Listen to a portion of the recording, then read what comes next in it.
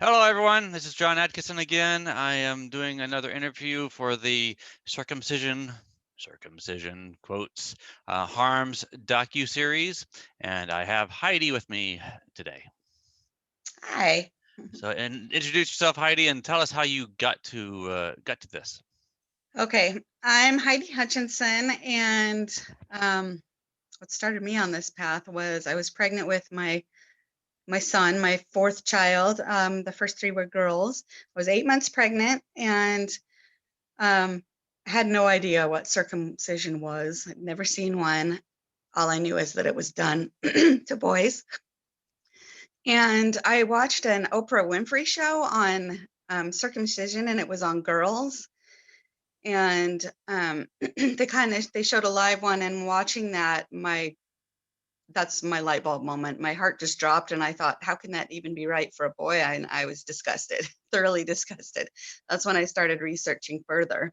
When I had my baby boy in the hospital, a nurse asked if I was circumcising. I said no, and she said, "Good job, Mama. A lot of moms aren't doing this." This is back in 1997, Wow. and a few hours later, the pediatrician walked in, and not my normal pediatrician, just the on-call, and he just kind of bounced in the room and giddily announced that he was there to circumcise my son. And I was holding my baby, and I said, "Oh no, we're not circumcising." And he looked at me like the devil in his eyes. I mean, if looks could kill, that would be it. He just was beyond angry. And I said, "No, I'm sorry, you're not getting your paycheck today."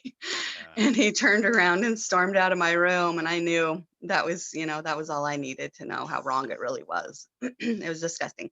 And then it was years later before I ever saw an actual video. And I think, honestly, I think it was like Penn and Teller, Mm-hmm. may have been the one I saw.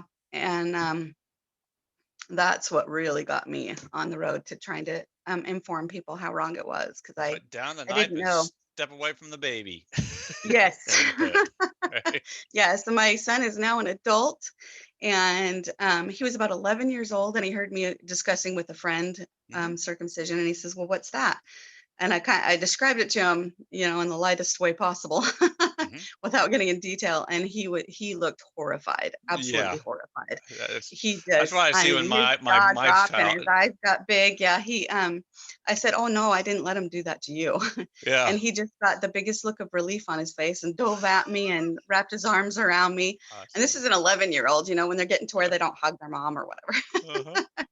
So yeah, and as a man and an adult now, he's still just disgusted. He doesn't understand how anyone can do that to a Yeah. child. Yeah. Yeah, I see the same thing in my two sons, teenagers, Yeah, 14 and 15, eyes when they see some of this stuff, some of these excuses that people come up with and everything, and they're just like, "Oh my what gosh." is yeah, yeah. Well, Horrible. when you have your whole body, then and you can probably imagine the Hmm. horror of missing part of it. Yeah. But I, when you don't have it, then you're just clueless. You don't really know yeah. unless you learn.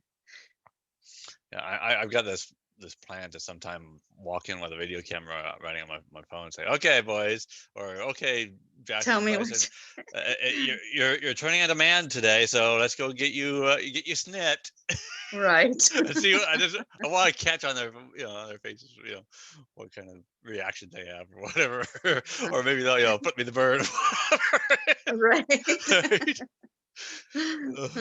But that's what needs to be sent out there to the public and to those doctors that are pushing this and all, Yep. nurses too, Yeah. But I mean, I'm one that can actually see the ignorance because I was there. And honestly, every time I was pregnant, with each one, I just dreaded the thought of that. I didn't even know what it was, but it was a dread. I was just I hope I have a girl. I hope I have a girl because I don't want to deal with that, whatever it is. Yeah, even And then, even if you have your mind made up, having to face the questions in the hospital is, yeah. Well, or I even was family members and all that, saying, "Well, why didn't you right. get them, snipped?" Yeah, I had a conversation with my sister, and this is when my son was probably 2 or 3 years old, and she just, she was pregnant. If I remember correctly, and we had that conversation about circumcision, and she says, "Oh, it's just so gross." She says, "It's Yeah. so gross. I could never." And um, I said, "You're being really shallow." Yeah. And that pretty much, I mean, you could see the light bulb turn on in her head, like, oh, well, her son's not circumcised. I'm just calling my nephew gross, and it took Yeah. that to get her to realize. Yeah. It's a lot harder to say that it's gross when it's someone that you know, right? Yeah, yeah. I mean, I don't hold back. I said, you're being really shallow. And that Yeah. was enough. Yeah, Yeah. it woke her up. So, It just exposes the ignorance in mhm, particularly in our yeah, country, the they United kind of get States. that look on their face like, oh, wait a minute. Yeah. you They, know? they just they don't know how it works. They don't understand how it works. Yep. After you learn how it works and the anatomy and everything, it's like, well, it's no more gross than a vagina, Yeah. right? That's for sure. That is for sure. And something about something I always see people say is, "Oh, you have to, you know, pull the skin back and wipe under it," which is interesting because I never knew anything about it. I had no clue. And automatically, naturally, I never did that or even thought to do that while diaper changing. Yeah, that's I awesome. just You wiped didn't like have I your would old one baby of out my there telling girls. you, I just, yeah, without, you don't play with it and manipulate it. That just seems asinine to even think that that's something that you would do. yeah, You know, I was talking to someone yesterday, I think, and they talked about how they went to the doctor, and even the doctor said, that he wasn't going to forcefully retract or whatever, but he still went to manipulate it, and it's like, right. you know, oh, and the doctor's like, oh, I just wanted to show you that you could see it.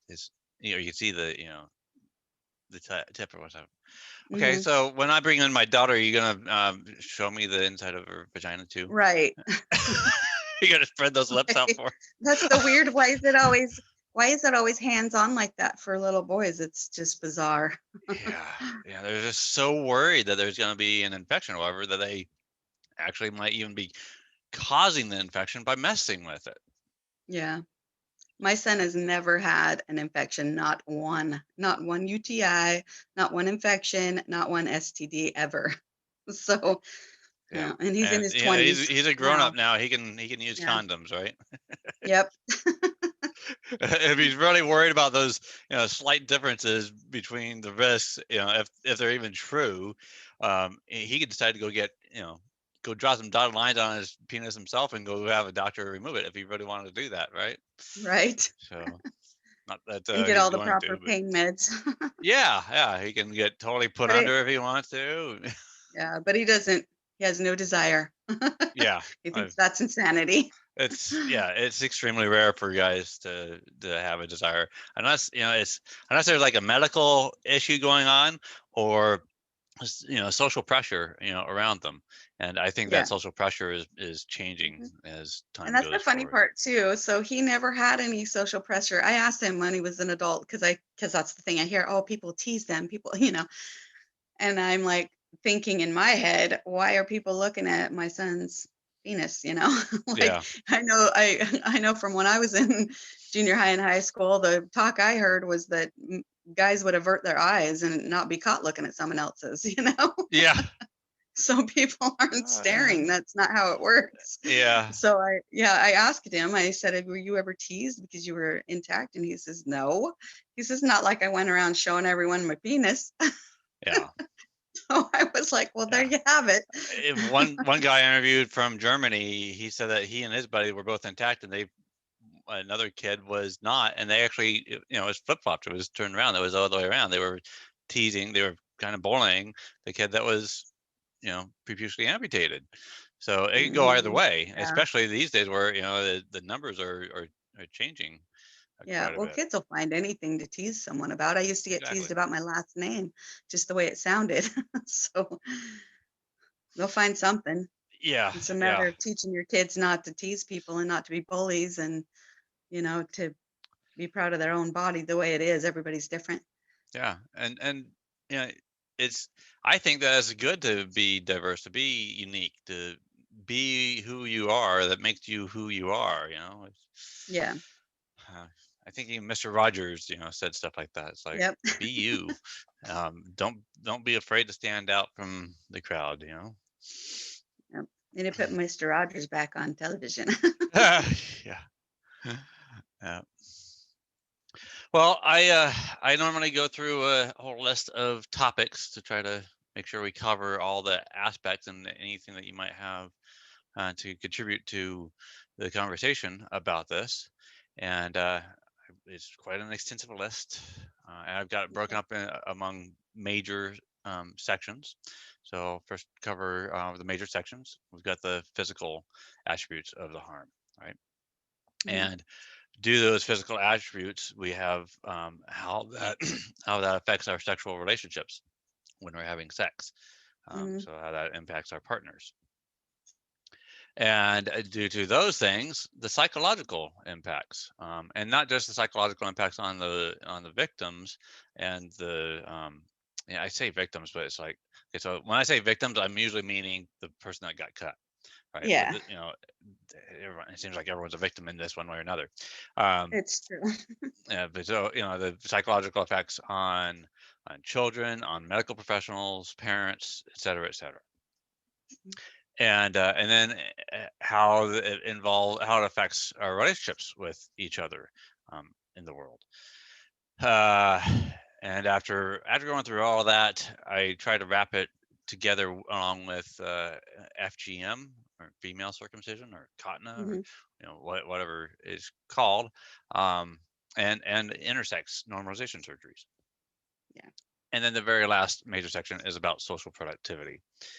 Um, you know, what would how much more productive would we be in society if this stuff wasn't, if ritual genital cutting wasn't going on in the world? Mm-hmm. So start off with the physical. There's this word acropostion. John Geisker from Doctors Opposing Circumcision, he did a presentation at a baby fair, baby expo in Bellevue, Washington, when I set up a booth for your whole baby, and had some volunteers there and all that. And there's opportunities for doing presentations. So he did a presentation, and he talked about the engineering of the natural of the penis, how things worked, and it works great because he has a background in marine, um, like plumbing stuff, so he was able to actually relate, you know, engineering Yeah. to how things are supposed to work with a penis. And he showed one image of a statue. I think it's a Greek statue, and you know, this is a man with an intact penis, and Mm-hmm. you see how his penis comes together. You don't see the mushroom top; you see the natural penis with Yeah. the prepuce going over and a little bit hanging past the end of the penis. Or, I mean, really, that's part of the penis too, but you know, the end, the past the glands, or the head of the penis, right? And it Yeah. was like, you look at it, looks like there's like a centimeter hanging off then. And supposedly that's all that was cut off during early biblical, you know, Mm-hmm. pre-Jesus years or whatever. Um, just that little bit. And then there was this thing that happened where the Jew men would play games with the Romans or whatever, and they were in Mm-hmm. the nude, and they found out that the Jewish men would do restoration, where they'd put weights on their Yeah. penis and try to stretch things back out so their glands would be covered. So they wanted to stop that. Uh, they, you know, it's almost, to me, it's like a branding thing. It's like you gotta It show that is. you're a Jew, even when you're naked. You Yeah. have to show the fact that you're a Jew. Yeah. So, so they decided to do instead of brit milah, brit priah, Mm-hmm. priah. I'm not sure which one it's called, but where they lay bare the glands. Those Yeah. are the words that are actually in the Jewish writings. So they cut off everything. So you have a penis that, you know, so many people in the U.S. is, you know, experienced looking at, is, you know, something that looks like that, right? Mm-hmm. Uh, and we know through scientific studies, don't know why we need it. You know, he's like, just ask guys that are intact. Does that feel like something there? Is there a sensation there?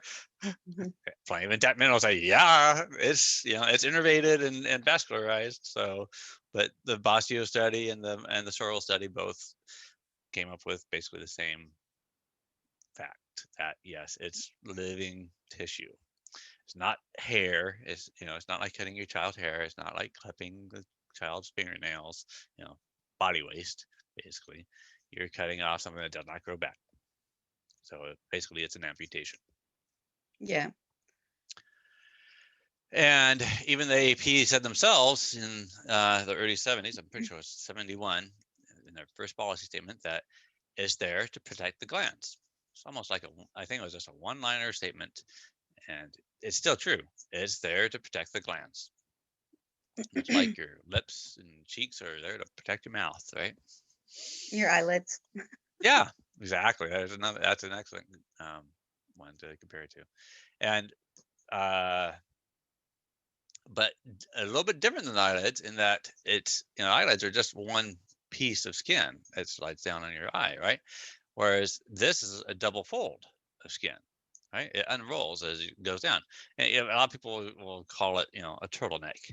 And well, actually, that's a very good comparison. I mean, a lot of people say that in derogatory terms, like, "Oh, it's gross, it's a turtleneck." Well, imagine taking the skin off of a turtle's neck. It's like, how would it feel to extend its head out? And just like a turtle moves its head in and out, the penis is a very mobile, it changes, it shrinks and gets big. To a large extent, it changes a lot, especially when it gets cold. It's like it really shrinks down, right? So you need some skin to allow for that change. And then you have the moisture and lube side of it.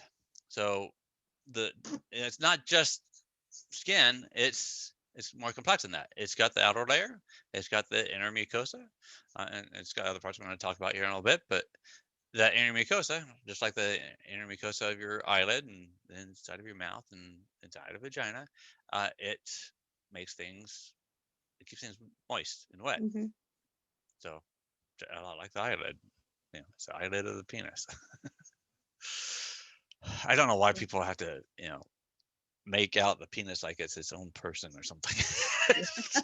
Exactly. Like it has a head and it has a face or something like that. And like you see pictures or drawings where you see a little smiley face and eyeballs or whatever, when they're looking at the end of a penis. It's like, it's not its own person.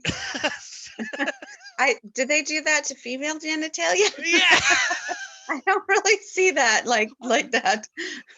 I've seen people, do stuff like that, like naming breasts. Oh yeah. Right? Oh, hey, come on. These are So something I like to point out with the foreskin, when it's been removed, the penis will still try to go under the protective cover of the foreskin, even though it's not there. Yeah. That's why circumcised shrivel up so close and tight to the body a lot of the time, because they're trying to do what their normal function is to go underneath the cover, and the cover is no longer there. And that's another reason that they have that I don't even know if you want to call it a disorder, or that medical problem of buried penis, where the penis will pull itself completely up into the body. Yeah, and then it can be trapped if not careful, because it goes back behind the fatty, I forget what it's called, and if it doesn't stay in place, then it might not get back out. It might get trapped behind that skin, and then you have to kind of like get down there and maneuver or whatever to get it to come back out properly when it's time. And yeah, the penis does. You can even watch videos and stuff like that. I think was it Seinfeld? One episode of Seinfeld where I don't remember the guy's name, but he came out and these two women saw him, and he had just gotten out of the pool or whatever, and he's cold. It's like, and they're snickered at him or whatever. It's like he's all mad. It's like, it's cold. Like, exactly. Yeah, so the penis retracts when it gets cold, and I imagine when it doesn't have its prepuce protective covering, yeah, it gets even colder, right? It doesn't have its turtleneck to keep it warm. Exactly. Yeah, the glanus is no longer got that temperature control. Yeah. So I mean, there's the writing is all over the wall. It's it's everywhere, but people aren't connecting this to, Mhm. well, maybe the boys should be keeping this. Hello. Exactly. Anyways, so yeah, so there's the moisture, there's the lubrication. So men bring lubrication to the game, right? It's not Yeah. all up to, it's not all 100% dependent on the woman. And some women, go through life thinking, well, it's them that's broken, right? Because they're not getting that WAP on or whatever.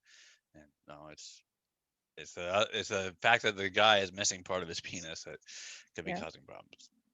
I actually thought that was normal to be in pain.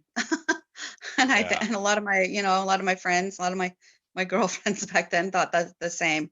yeah, But yeah, yeah, when I learned it, I learned yeah, I learned the natural way that that's not the way it's not the way it is. yeah. And that's definitely not gonna get you excited to have more sex with men, and Yeah. that's that's not good because there's all these men that want to have sex. Right? Yeah.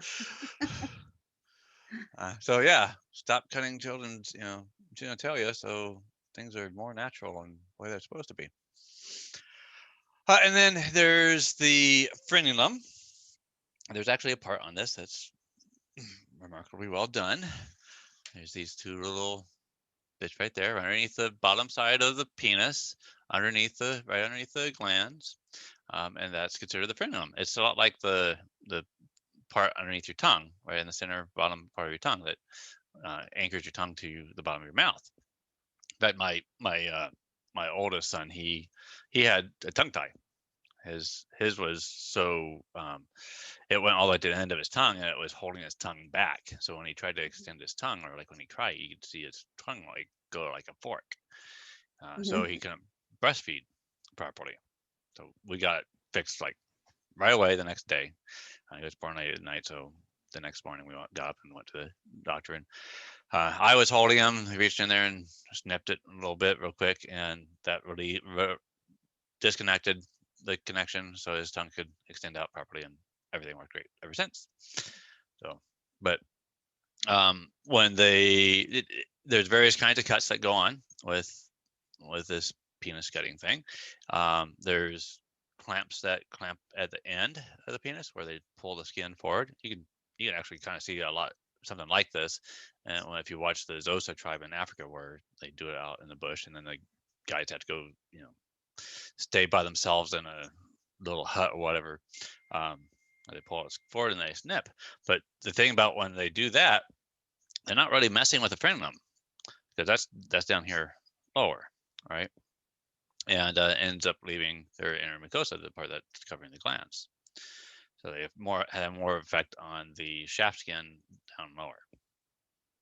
But then you have the Bell methods have become quite popular.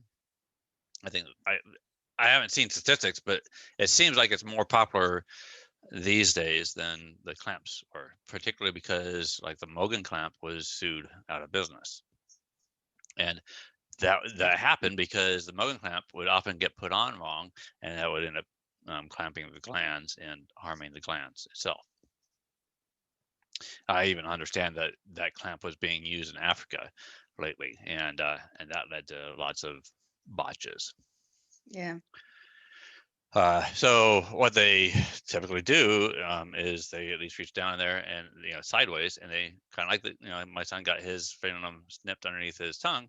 They reach down there and they snip it this way, so it releases the um, releases things, so it doesn't keep pulling up on the skin. So the skin would cover the glands because that's what it's for, is to help pull everything back up over the glands when things relax.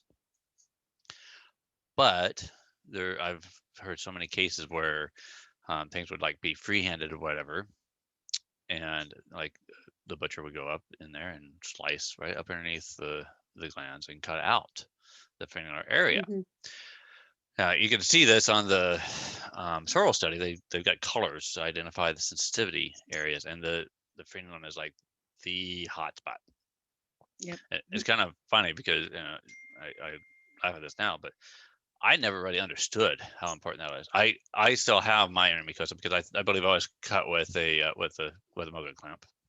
So I still have my inner mucosal area. It's not on top of my glands. It's down here. And if you look at the penises, you can see the mucosal part. It varies in size versus the shaft part.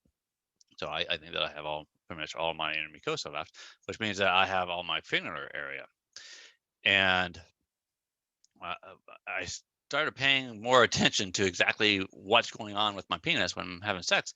And I realized, yeah, that is a very important part. That's really where things get going when I'm about to climax, right? And I just can't imagine not having that part. Yeah. Myself.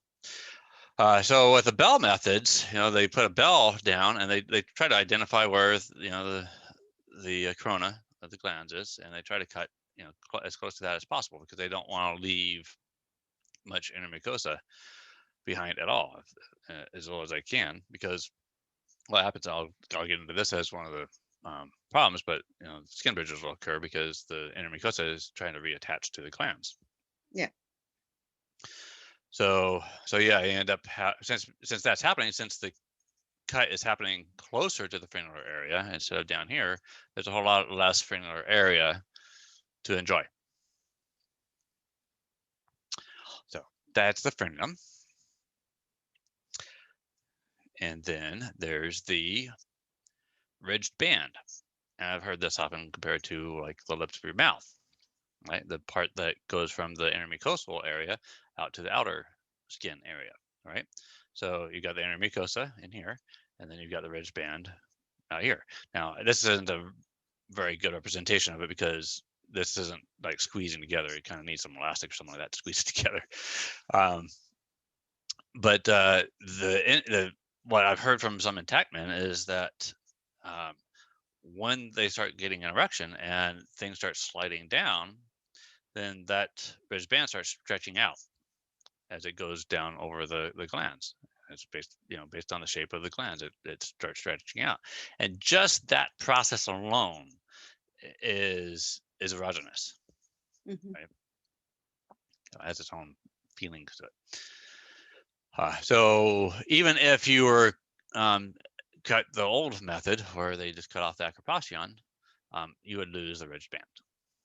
I was speaking with one guy or reading with one guy or whatever, text message, whatever, and he talked about how they really whoever cut him did a really weird cut because he almost looked like he's intact, but they cut off like part of his wristband, and that's the other part. So extremely pissed about that little bit of loss. He didn't lose his frenular area, and he still has coverage on his glands and stuff like that. But he's still very pissed that he ended up having that much removed. Yeah. So all these things that are missing leads to many physical issues. One, what I usually start off with is a hairy shaft, typically caused by scrotal webbing, and that's because we get into a cut penis here. The scrotum is down here, right? This is the bottom of the penis, and the scrotum is down here. And when this becomes erect, it pulls the scrotum up with it, right?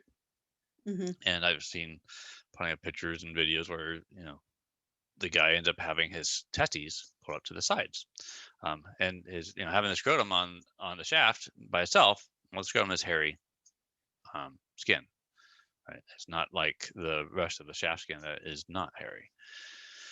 So that's the hairy shaft part, and then there's the testes being pulled up like that, which isn't really great, isn't super comfortable in the first place. It's supposed to be hanging down.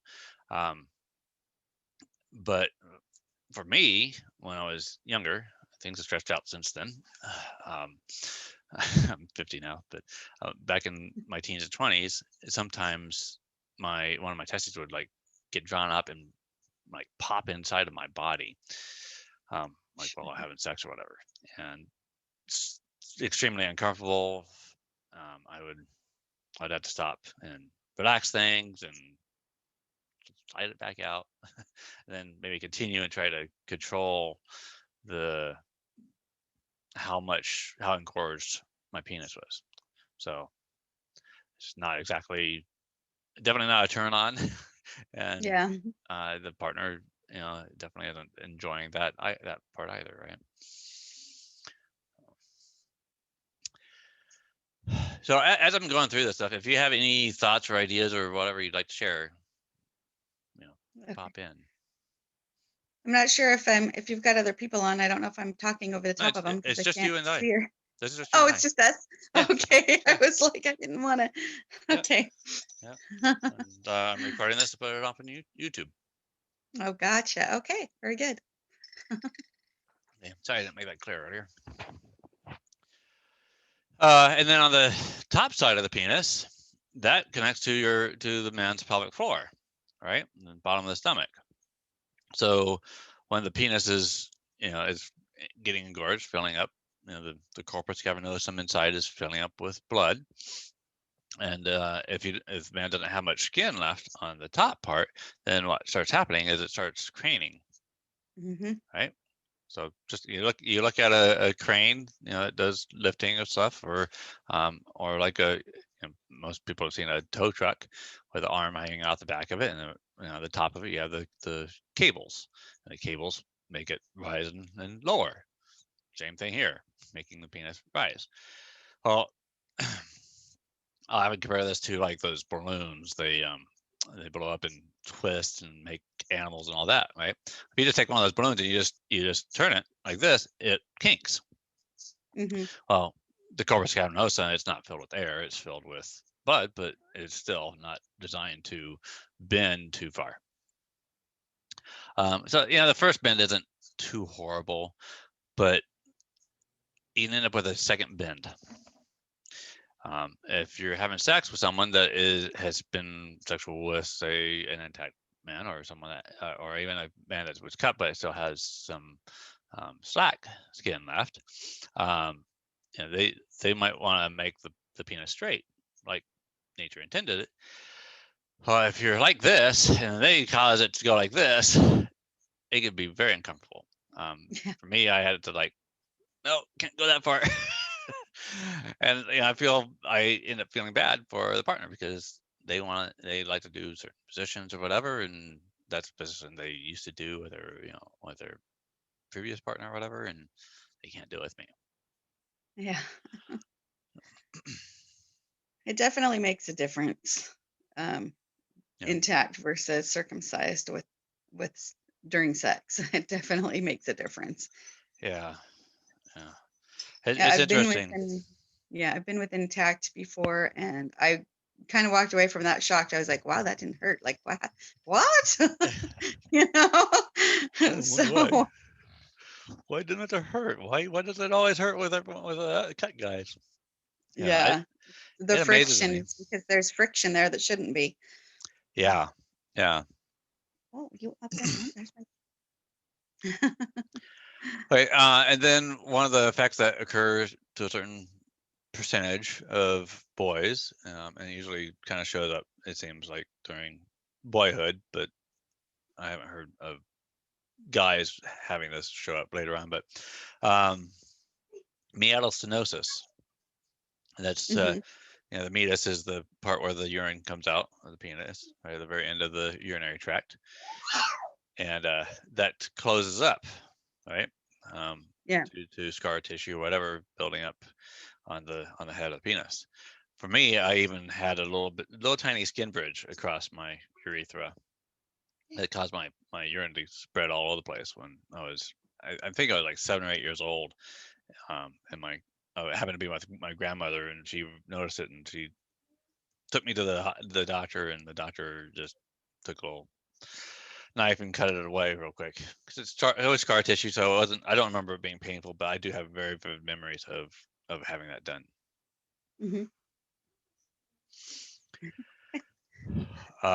Skin bridges, I brought that up earlier too, because the inner mucosa is attached to the glands during childhood, and that has to be, they separate that, right? Yeah. And Sorry, my grandson had made his way in. I had to lock the door. oh, okay, no worries. Okay. So the body tries to repair itself. That scarring, right? We build up scar tissue when things have been damaged. And scar tissue is never a really good thing, especially as it builds up in our bodies or on our bodies. I even hear about scarring on hearts. When people have had heart attacks or whatever, and then scarring builds up on the heart, and that causes problems later on. Mm-hmm. So I've heard of guys having to deal with cleaning their skin bridges because they the skin bridge jumps between the inner mucosa and the glands, and then it leaves like a little gap underneath, and they have to reach in there with a Q-tip to clean it out every once in a while. Well, So it's well, that kind of ruins the whole hygiene idea, right? yep. That you just made it even harder for the male to clean himself down there.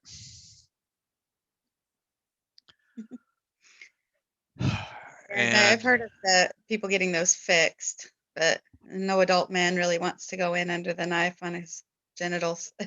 Yeah. Either way, you're gonna end up with scar tissue. I mean, yeah, it might Yeah. be nice to at least not have to clean underneath, but you're still gonna end up with a scar, on the glands and on your inner mucosal area down Yeah. below. So, for those of you who are watching that have had your boy gut, in order to try to prevent that, make sure you put that that Vaseline or whatever on the glands regularly, frequently, so that doesn't occur. Okay, erectile dysfunction.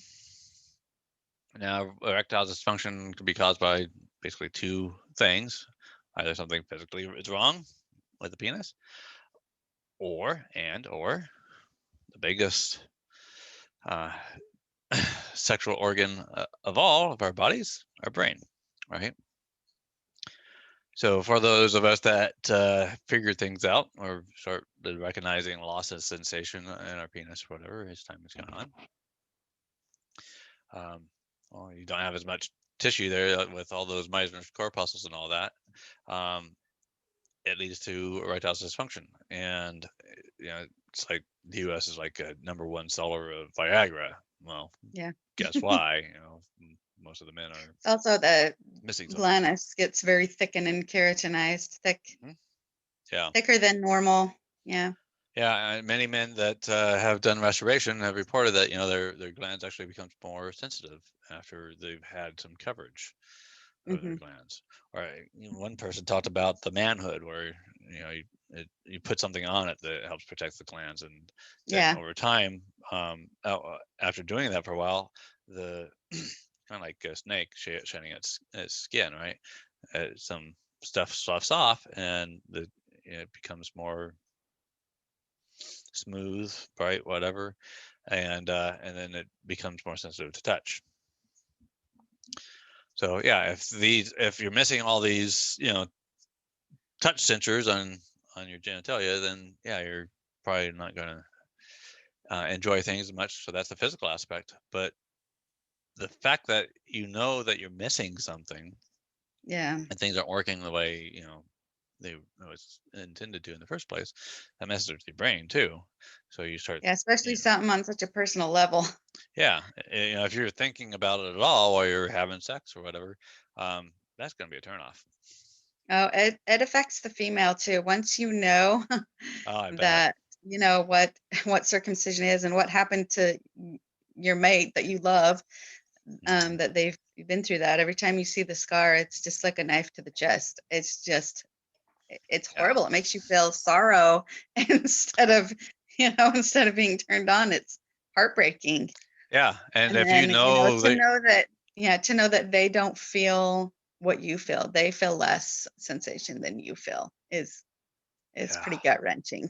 Yeah, it's pretty sad. And yeah, if you know that things are going to hurt at all or could hurt at all, well, it's psychological, right? It's like right then, just even thinking about that possibility it scares you, and that fear is what causes you to dry up. right? So yeah, it's not just erectile dysfunction for the male, but what you will call it for the female. WAP dysfunction. Yeah. Just came up with that one. Oh. So yeah, I imagine that it affects, that being with a circumcised partner all the time, it does affect the way the female genitalia function as well, because all that friction eventually I think would toughen up, the sides of your vagina basically. I never thought of So that. it's just, yeah. Oh yeah. That's Because it's not meant to have that friction. It's, oh mm-hmm. yeah. Well, we're gonna get into the partnership here part here in a little bit, and let's readdress a couple of those things. But before I do, I have one last topic about the physical aspects of this, and that's the general botches that occur. You can go out to circumcisionharm.org, and if you wanted to look at pictures that will just make you sick and all, but there's several cases where glands have been marred. You can see lines on them from the clamp squeezing on it, or parts of the glands missing, chunks and pieces missing, or whatever, or even Or the entire, the major entire gland. or major sections of the shaft even being messed up, whatever. Because a Mogen Clamp might have done it. The Plastibell, the string wasn't put on right, and it slipped, and it did some sort of harm to the penis. That could do it. There's so many possible ways. Oh, and of course, there's the botches like babies dying, or anything with brain damage, or whatever, because of bleeding. It doesn't take much blood for a baby to lose to kill a baby. Or herpes from Metsitibepeh. That's something that the ultra-Orthodox Jews do. And so, yeah, there's a whole list of other kinds of botches. Oh, I forgot the other one too. So I was explaining the pelvic floor effect. Some men, if the clamp is put on at an angle one way or another instead of straight across, then the man ends up with too little skin on one side, and that causes the penis to curve, right, one way or another. So those are the general botches. So the next major section is about how this affects sexual partnerships, right? And you were talking about how the vagina can be harmed when the guy doesn't have all of his parts, right? Yeah. And you don't want a whole bunch of friction, especially for too long of a period, inside the vagina. And when the man is bringing his own lubrication, plus he has a rolling mechanism. Of course, it depends on the man, because different men have different amounts of prep use. But so when the penis starts inserting into the anus or the vagina or whatever, I'm going to keep my fingers here, and it's not going to slide inside of my fingers, right? But the penis is going to go into, if I can get us to go in there, inside that much, without any friction at all. Yep. And that whole rolling bearing mechanism can it can slide away the labia, and push things. It's like kind of like gears, whatever. Any good engineer or mechanic that understands how bearings and all work should be able to see this, right? Yeah. You don't need a scientific thing It's common sense. to see how this works. Unfortunately, you have to take the time to think about it and study it and see it. And this my penis has been great for helping see that. Of course, I've looked at real penises to see it, see the movement and everything like that. And there's some mobile images and stuff like that that people have shared amongst the genital autonomy and movement that kind of shows how things are supposed to work and all that. You can look at Sex as Nature Intended, and there's a book and a website about it that shows some of this. But that even Dr. Doe on Sexplanations on YouTube. She talks about how it's like a space dock, right? Yeah. It seals things off. So when things are sliding in and out, it's not dragging the fluids out of the Yeah. vagina, right? And then so it comes out of the vagina, dries off from air, slide back in, drag some more out. So Yep. after more in and out, things dry out, and then the vagina only That's produces so where the much. fake lube comes in. Yay, KY jelly or The- whatever. That's the other money maker.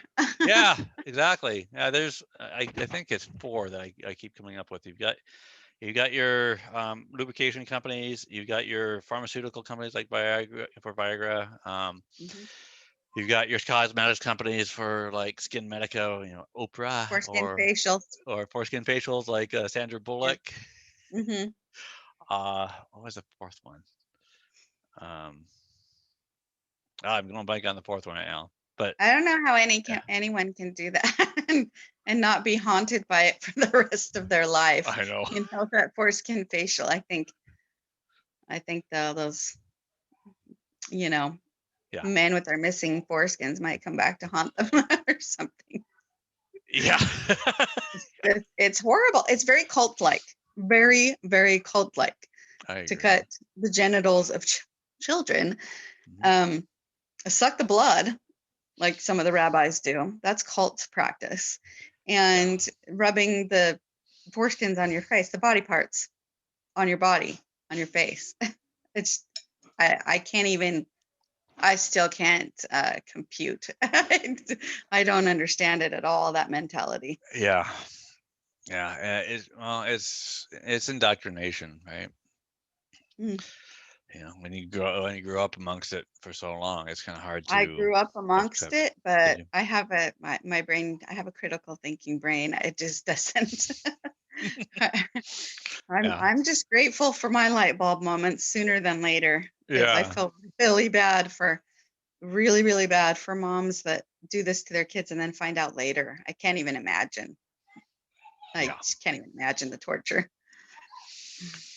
Yeah. Not to mention the torture on the poor infants that suffered it and the men that have to grow Yeah. up with it. Yeah. I mean, I don't remember it. Well, yeah, I Yeah. don't Well, remember that's so either. not true. That's so not true. Because there are actually kids that do remember things in their infancy. Mhm. I have a sister who remembers her crib. She can describe it to you to a T. She can describe the room she was in, and she was probably, I don't, 6 months old or Yeah. something. She can describe that, between 6 months and 1 year old, and she can describe that. So, and then there's other kids that have had nightmares. 5-year-old having nightmares about.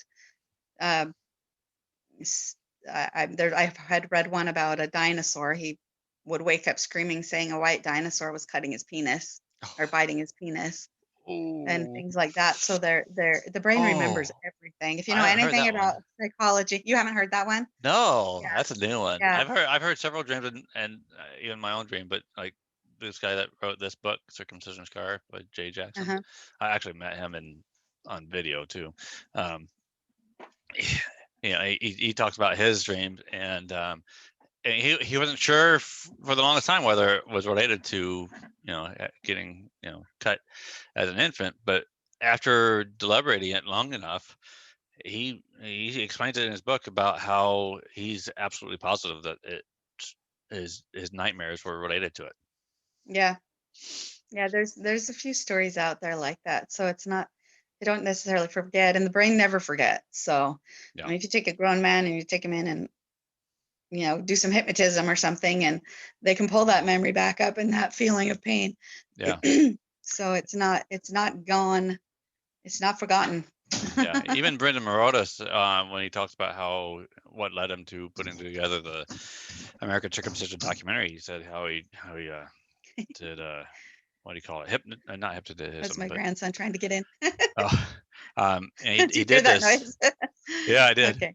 Um, he did this thing, and he felt this line down to his groin that kind of put his focus there. Yeah. And yeah. So anyways, so on the heterosexual partnership side of things, do you have any other thoughts on that, on how it affects?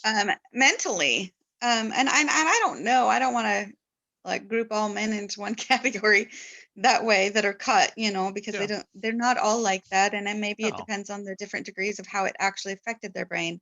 Yeah. But there were studies done on the infant being circumcised. They had electrodes hooked up to their brain so they could see what was happening Yeah. during circumcision, Mhm. and the brain configuration actually changes and never Never goes goes. back to its original configuration. Yep. So it does something. I mean, each infant may do something different to each one of their brains where it goes off on a different direction. Yeah. So you don't really know what extent of damage that's done psychologically. Yeah. Um, and I mean, we may never know. People don't like to study those things, but Yeah. Well, they did a study recently in Philippines, I guess, where they found that 3/4 of the men are suffering from PTSD from it. oh, I believe it. I do. Yeah. They have a harder time at, according to studies, processing their emotions. I mean, I think I believe that because I knew a few intact, you know, um, boys growing up, teens and young adults, and their behaviors were different. They weren't as crazy, violent, not perverted, the way I would have described it back then.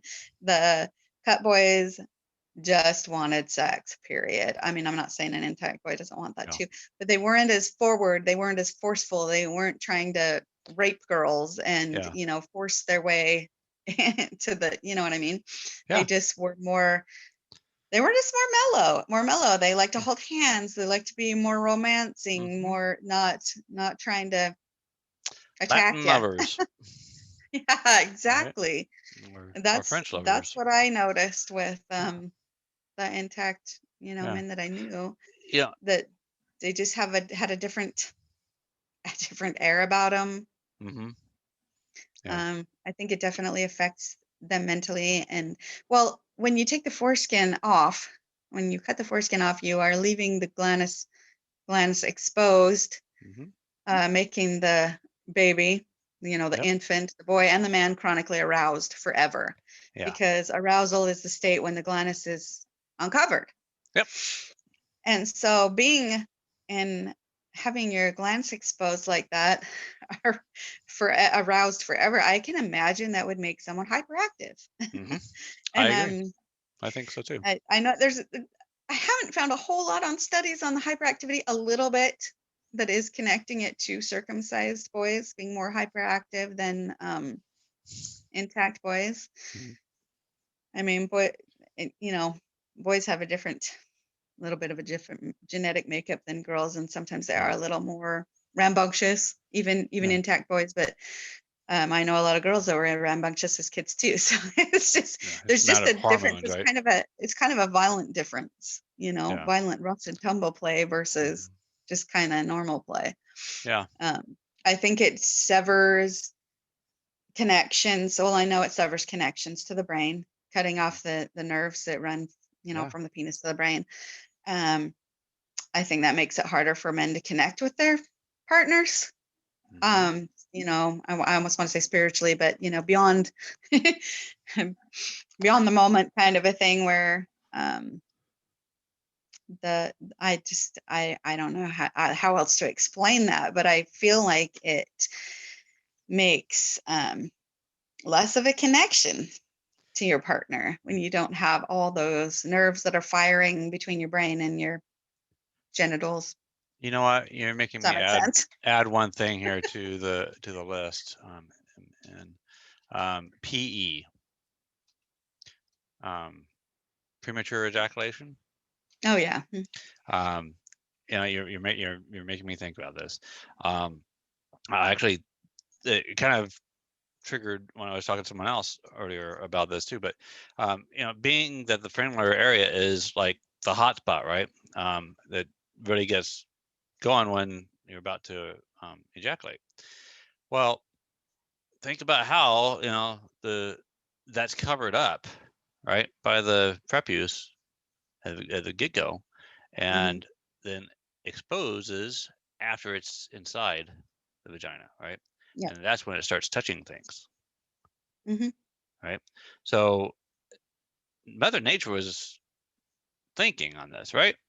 Because you don't want to ejaculate here. Right. You want to ejaculate there if you want to Exactly. impregnate the woman, right? Hmm. Because you want this to be like right up there to that that part that holds the baby. Up in the uterus. Yeah, Yeah. yeah, the uterus. You want that to touch the uterus, so the ejaculation goes inside of the uterus, not just inside the vaginal canal. So you don't necessarily want that exposed too soon. So I think that premature ejaculation is definitely a symptom of missing the prepuce, Yeah. particularly because of that particular thing. Hmm. Now, there's a flip side of that, right? Depending on how much uh, frenulum area you have. If you don't have much frenulum area in at all, then well, hey, you might last longer. But not all women want you to last longer, Right. right? You don't want to last too long because then things again get dried out, whatever, and Well, then the get woman's in sore. pain, and Yeah, it's not get sore. enjoyable at all. You're just kind of, okay, get this over with, and you just don't care Yeah, anymore. You just want to be done. yeah. And then the guy starts jackhammering, right, to try to Yeah. get there, and that's not comfortable either, right? Yep. So Mother Nature designed us a certain way for Exactly. very good reasons. Well, any other thoughts on the heterosexual effects? Partners. I've been reading that um, as far as partners go, like an intact man will have less partners than a circumcised man. They kind of the way the report was read that I was reading was that um, it's kind of like the circumcised men aren't satisfied, Hmm. so they just keep hunting. And I don't Yeah. know if that's because it's like the neuro connections are severed, and so they just don't have that with any one particular partner. So they Hmm. just keep searching. It's kind of how my take on it, and from what I was reading, and it makes sense. It makes sense to me that that would be an issue. Yeah. I've seen even at least theories. I don't know if it's ever been proven, but the fact that the intact male has all of this stuff in the fluids, get inside the woman's body, The and pheromones or yeah, what those have pheromones you. and everything create a bond between the Yeah. partners Hmm. that might have a longer lasting effect on keeping the two people together for Yeah. long term.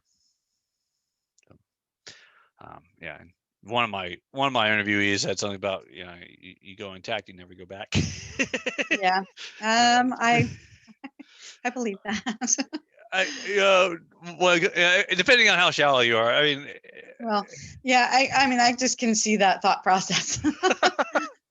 Because I have had, and I'm not with that person. So, yeah, um, that just, that was just a different thing, going different ways, separate ways, going to different schools, going, yeah, different paths in life. So, yeah, exactly. Okay, so there's two other aspects of the sexual partnerships. You've got anal sex, and you have homosexuals.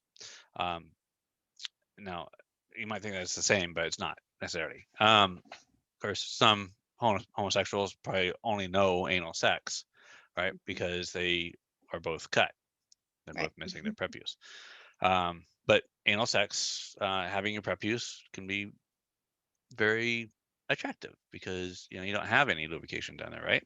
So having the lubrication on the penis already built in, having to add KY jelly or some other kind of lubrication, and the rolling mechanism, the penis can insert inside of the anus a whole lot easier, right?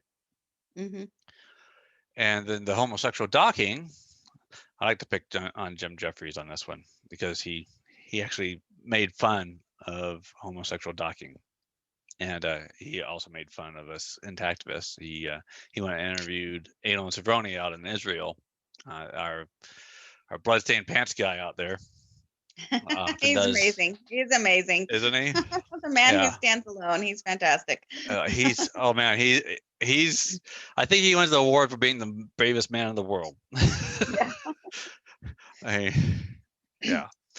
Um, but yeah, Jim joked about how two intact men will connect penises and do homosexual docking, and that's just not possible without the prepuce being there. So one can insert into the other.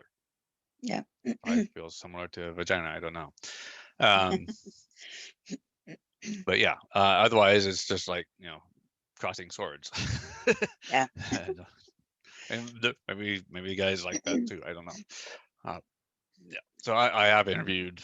I interviewed Sam Carnes, who is gay, and he has an intact. He's gay. He's intact, and his partner, Hispanic guy, is also intact because where he comes from, this is like unheard of, and they're just shocked that we do this in the U.S. And then I think it was yesterday, I also interviewed another gay guy, and he talked about like he talked about oral sex and how like one of the guys that he went down on, he had to squeeze the guy's penis because he didn't have a whole lot of other sensations going on down there. So since you don't have that light touch sensation, you don't have those Meissner's corpuscles, you're dependent more on pressure to get to ejaculation or orgasm. So that's all how the sexual partnership affects. Then the next section is about psychological effects. And the first part of that is the trauma from getting cut itself. And you were referring to a study that was done where they tracked brain waves and stuff like that while the child was getting cut, and how it never goes back to baseline and all that. So I've heard of studies. I heard of one that had to get canceled because they quickly realized that they stopped the torture. study because they felt it was unethical. Yeah. Because they were actually harming them mentally as well as physically. Yeah. Severe torture. And I go showing Jay Jackson's book and others. You can go to Bonobo 3D on YouTube. There's a couple testimonials about men that had dreams throughout their childhood and maybe even into their adulthood, from they believe because of the trauma, or they were like hypnotized or whatever, and went back in time in their head to that. Yeah, exactly. So people may or may not want to believe that, but there seems to be quite a bit of evidence that there is trauma there. And definitely when it comes to older boys, it's been quite clear. Just like I was referring to the Philippines earlier, of how they did a study and found 3/4 of the boys or men have PTSD. Oh yeah, definitely. They get cut like age 8 or something like that. And then in certain Muslim communities, they cut at age 10, 11, 12. You can look at the Zosa in Africa. They cut at age 15, 16, 17, 18. One of the books I read recently, it's on Amazon, A Man Who's Not a Man. And he's a Zosa guy, and he talks about his process of getting cut when he was a late teenager, and all the problems that went along with that. Yeah. Okay, and then there's the trauma from the discoveries of the loss. I personally didn't start discovering this until I was into my late 30s. I was 35 when my first son was born, and I didn't really seriously question it until then. I had no clue that all the things I had been experiencing up to that point were abnormal. Yeah. Right. And I learned little bits by bits. All those things I listed that I covered on the physical aspects, I didn't learn it all at one time. I learned one aspect, like, okay, I would have moisture lube, kind of like a vagina, if I would have been left intact. And that just, like, dang it, that would have already been great. And I get a little mad or whatever, and I'm introverted, so I kind of just withdraw and process internally and go on about my life otherwise while I'm processing this internally, going through the stages of grief and all that. And then after going through that, coming back and maybe learn another aspect. Well, rounding mechanism. Yeah. That, yeah. That would, that would be kind of neat. That would actually work quite differently. That would have made things different with a couple of my sexual partners that end up getting vaginally torn. Yeah. So yeah, again, trauma again. Go through the stages of grief, the denial and the acceptance, and all that. And it sounds like, as a sexual partner of males, you've gone through your own trauma of discovering how Yeah. things were different, right? Yeah. It's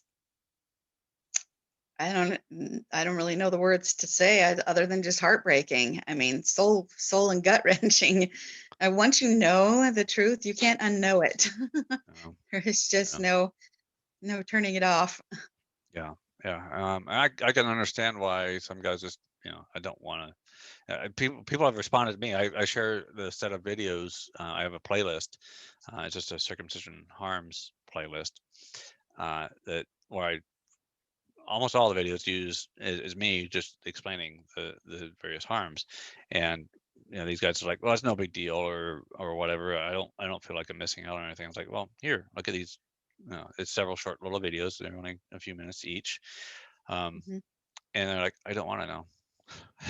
Yeah. Yeah, I can Yeah. understand that. I really personally don't want to know either. The selfish part of me does not want to know. The It's selfish part of me wants to go back to ignorant bliss. ignorance is bliss. Yeah. Exactly. If you don't know, then you're fine. Yeah. Yeah. Because then my brain isn't thinking about it um, when I'm using it. Yeah. That makes it really hard, I'm sure. Yeah. Yeah.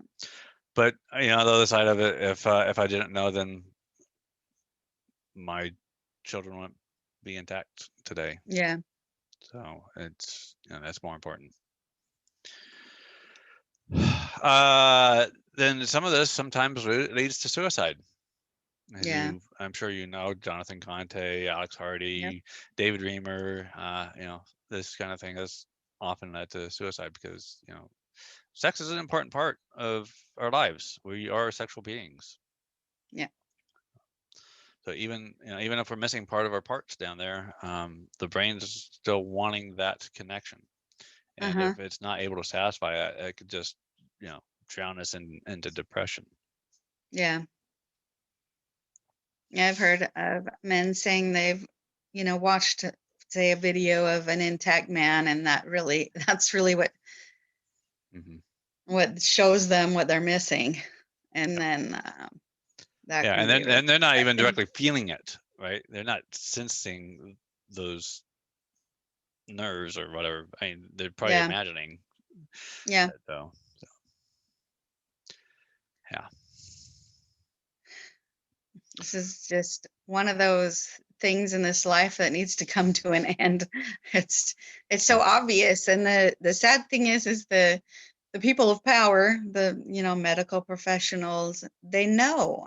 I mean, I do have a belief that some doctors actually don't know, because in the yeah, US, the medical schools don't teach them that that has a natural body function, that it's yeah, just useless and it needs to go and it's dangerous and it causes infections and it will, you know, jump up and strangle you or yeah. whatever. But I'm. they don't teach them the natural They don't. functions, that it's there for a purpose and it has a function. I find that just mind-boggling. I think I would Yeah, hope, if I were a medical student and I was being taught that, I would say, okay, so why is it there? Why is every single boy born with it? Why yeah, is every single mammal born with it? Are mhm, we circumcising, horses, elephants, dogs? Um, yeah, well, on yeah, that note, there is a thing where they are using a new tool and they're circumcising dogs to test it out. So on Oh, that one. And I'm sure that gosh. animal rights activists will be screaming loud and Good. about that one. It's horrific, like absolutely horrific Good. to do that, you know. Oh, it's like bad to do to an animal, but it's okay to do it to an infant. Yeah.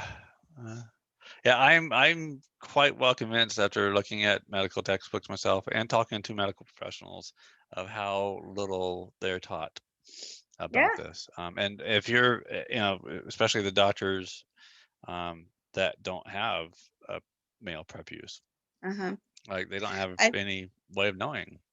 Yeah, I think that I'm really lucky with my actual pediatrician. Um, that I had a friend tell me, "Oh, well, yeah, I tried to keep my son intact, but then when he was 5 years old, they had to circumcise him because his foreskin wouldn't retract." And me not knowing, anything about it still at that time, my son was an infant because she asked me, "Oh, did you get your son circed?" And I was like, "Why is that even a question?" I'm like, I was like, "Oh, heck no, no, that's not right." And then that's when she told me she had her 5-year-old son done. But then I asked my pediatrician, I said, "Is that a thing? Like, Yeah. is it supposed to retract?" And he says, "Oh, no, no, no, you just leave it alone. Do what you're doing. You're doing great, mama, whatever." Yeah.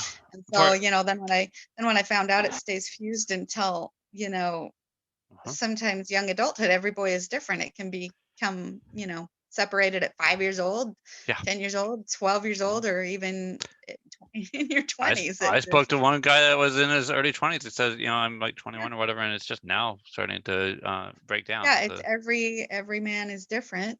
yeah. That just broke my heart that she took her 5-year-old boy in to have it done because Mm-hmm. Is it a phony phimosis? because he was normal and natural, and Yeah. it's not supposed to retract. They don't need their sex organ at 5 years old. No. It's built to stay there protected for a while for a reason. I'd like to see them improve, maybe come up with a second word for this because uh, they use the word phimosis, but there's Yeah. two things that can occur here, right?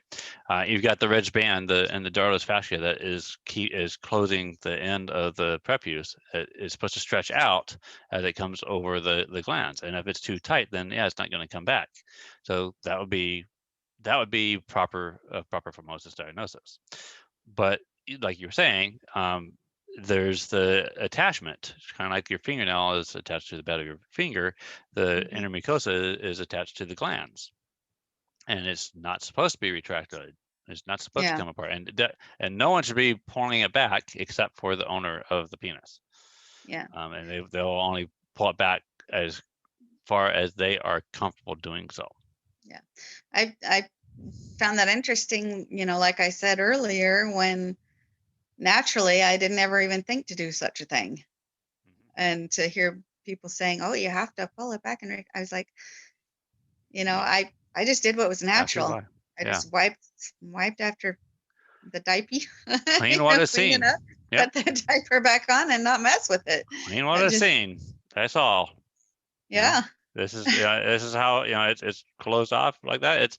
And it closes up at the end like a one-way sphincter. yeah.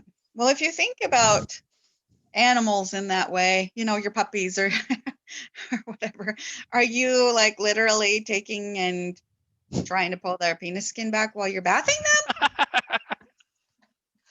That just doesn't Someone might make try that. doesn't make a lot of sense. It's naturally built to self cleanse, just like Exactly. women's vaginas. Yeah. Yep. Okay. So that was suicide. In fact, there's been two people I've interviewed that are connected to suicides related to this. One person, his buddy committed suicide, and he's pretty clear that it was primarily due to the fact that he was mad about being circumcised. And Mm, then another person, her husband committed suicide, and she knew that her husband was mad about it, but she didn't know to what degree that played into his suicide. And then there's children, right? Um, Children of all sorts can be psychologically affected by this, not just the children that got cut. I mean, we were talking earlier about how they cut children, Philippines at like age 8 and Turkey at age 10 or 11, 12, something like Yeah. that. But you also have the children that don't get cut, right? My own children, my own teenage boys, growing up in a world that has widely practiced, has several genital cutting rituals going on in the world that I consider barbaric, and they seem to concur. That yeah, it's horrific to know that this kind of thing is going on in the world. And I've been using Greta Thunberg lately because I read the story from her dad about how Greta went into depression after learning about what's going on with our planet, and Yeah. there's a scary future for her because of it, and that sent her into depression. So until she went out and started holding a sign on the sidewalk or whatever, expressing what she wants the world to do or change or whatever, and that's where she got her voice, and people talked to her and heard her, and she opened up and came alive again, and then she ended up in the UN and Yeah. calling everyone out. Yeah. So my boys, well, on one side, I feel bad that they're having to deal with this. I don't want to hide them from the realities of the world, and I want them to grow up learning that they have a voice. Yeah. And they've both protested with me, and they've both gotten onto social media and stuff a little bit, and have expressed their voices on this a little bit. So, Yeah. but Yeah. Speaking up about it definitely helps. When you know something like that, when you know the truth of the horrors of what circumcision really is and why it's done and why it was done in the beginning, yeah, why it continues, it is really hard to live with and not speak out. Personally, yeah. I don't know how anyone who can know what we know doesn't speak out. I don't know how that's Yeah. even possible. I myself heard for several weeks at one point at night would hear the baby's screams, chokes, and gags and gasps. I mean, literally I could hear it. And I just would wake up in a cold sweat, and I'm that's horrible, Yeah. lay there awake the rest of the night. I'm like, why am I hearing that? That's horrible. But then as soon as I started speaking out, it stopped. Like the more I spoke out, the more I didn't hear it. I don't even know. I mean, people might think that's crazy, but to me, that was my wake up call. Like, okay, you need to do something about this. You can't just sit there and let it happen. So that's when I really got serious about speaking out more. Good. I definitely identify. I wake up every morning thinking, wondering what else it is I can do to try to help put an end to this. The fact that there's tens of thousands of children getting their genitals cut every Yeah, single day. Today, another 10,000, some, or I mean, who knows how many. I did it's some unbelievable. number crunching. It's like 3,000 boys in the U.S. alone, and the U.S. is just a small portion of the world that's doing it. Well, one big thing in my mind is the medical community knows that it has no benefit. They know the harm it causes, for the most part. Like maybe the younger doctors that have been through medical school and weren't taught properly don't know, but higher up they know because there've been studies. They've changed their stance on it, saying, "Oh wait, it's not technically medically necessary. Oh, It's yeah. just a cultural thing. It's a parent's decision." But when are doctors going to be held accountable for harming their patients? Yeah, I'm stunned by the fact that the AAP came up with their statement in 2012 Oh when yeah. they Well, even that was had the Sorrells study before that. well, they did it to bolster their, practice to keep I it guess. continuing to make the billions of dollars they've been making. Yep. It's money driven and it's perversion. It is perversion driven. Yeah. Some people don't want to believe that, but it is. It is perversion driven and money driven. Yeah. Yeah, and maybe they didn't believe that people would see through it. I don't know. Mm-hmm. Who knows? And then to keep that cash cow flowing as long as they Yeah. possibly Yeah. can. And as far as I'm concerned, they're diminishing their credibility by Absolutely. so long as they I let it have be. a distrust for doctors personally, Yep. knowing that. Well, I had a doctor try to tell me I needed a hysterectomy after having my fourth child, not too long after that, because my ligaments were stretched out or something like that in my uterus. And I still have my uterus. That was probably 20 years ago. So Wow. I've not had to have a hysterectomy. So that, it's like it's like an auto mechanic saying, oh, this needs to be fixed. Here, Yeah. $2,000 later, you still have a problem. You take it back and, oh, wait, it's this. And they fix that. And then, $600 later. Yeah. Do you know what I mean? It's like Mm-hmm. they're fixing things that aren't broken, basically. Yeah. Or supposedly fixing things that aren't broken. They're not really fixing, they're essentially breaking. Yeah. So that actually gets into the next part of the psychological effect is with medical professionals. And within the movement, we have several medical professionals of doctors opposing circumcision, nurses for the rights of the child. We have people like Jessica Rigdon and Sylvia Swan and all these I'm medical very proud. professionals. I'm very, very proud of all of those people. Yeah, Dr. Have to Christian. stand up against their peers, their own medical community. Yeah, Dr. Christiane They're Northrup, amazing. the doctor that the radio show doctor that showed on the documentary. I'm coming blank on his name right now, but Yeah. all these medical professionals that know that this is harmful and Yeah. and they've shared their emotions on when they're working in hospitals or clinics or whatever where this is occurring and or having to deal with their peers and try to educate them and all that. It's psychologically draining for them Yeah. and traumatic. Yeah. It is. Absolutely it is. Especially when it's someone and you try to tell them, you try to educate them, and you're trying to be as kind and gentle as possible, and they just tell you you're stupid and you don't know what you're talking about, and they go cut their son anyway. Yeah. It's a really, for you to know the suffering of that infant and the adult they're going to grow into is really rough. Yeah. One of the people I interviewed recently is a medical billing person, and she even shared some stories about how she get contacted by whoever that was mad that their child's circumcision wasn't paid for by the insurance. It's like, Yeah. because it's I've heard a lot of cosmetic. that. It says, I've heard right a lot of here, those complaints. cosmetic, and she wants to reach through the phone and just strangle this person, right? But she Yeah. keeps it cool and all that. But she has to like take some time or whatever. Maybe put them on hold or take a little breather and then get back on the phone. There's a reason some insurances aren't covering it because it's not necessary. Yeah. Yep.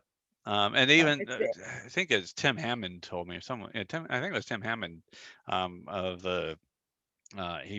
He was the director for the Whose Body Whose Rights and also the guy with the circumcision harm survey.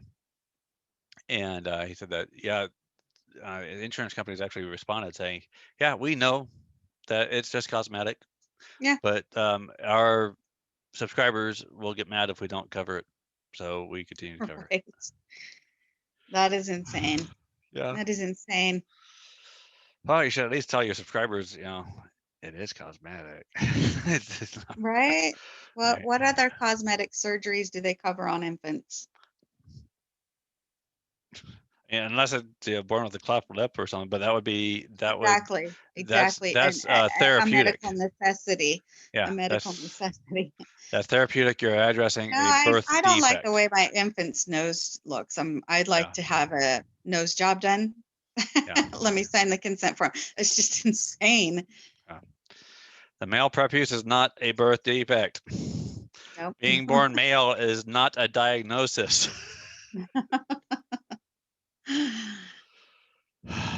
Well, and female in another couple other countries that cut females, they Yeah, even here in the use USA. some of the same excuses for cutting males. Yeah, as far as I can tell, it's all the Nobody will same. marry a female that's not circumcised. Mhm. You know? Yep.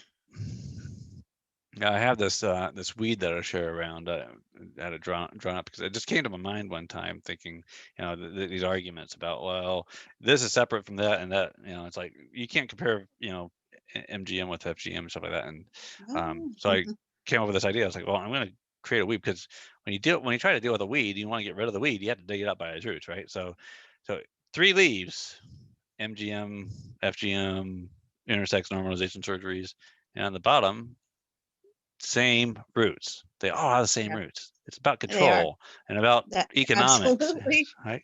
It's like you got to dig up and dig it all out. You just pull one leaf off, it's probably going to grow back, right? Yeah. Yeah.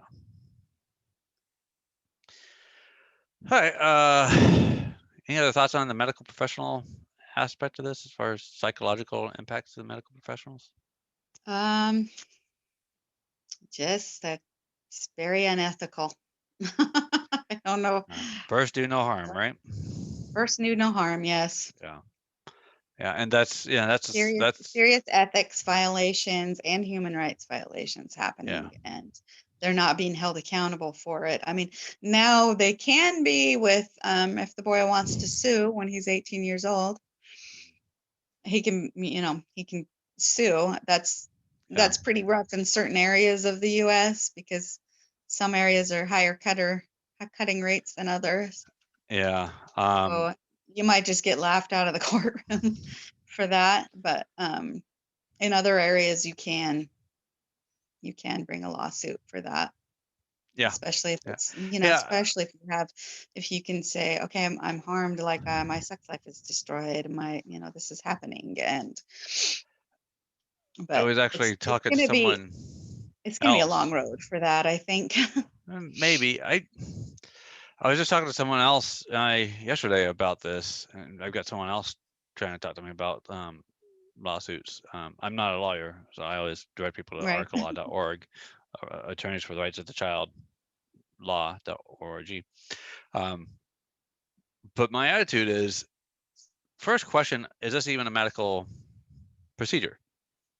To me, it's not. It's a surgical procedure. Okay. It's a cosmetic surgery. Okay. That's not medical treatment.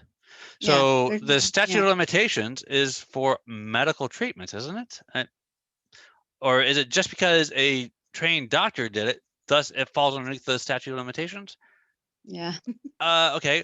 But if you molested a child, Boy Scouts of America, for example, or you raped someone, Bill Cosby, it doesn't matter how many years ago it was.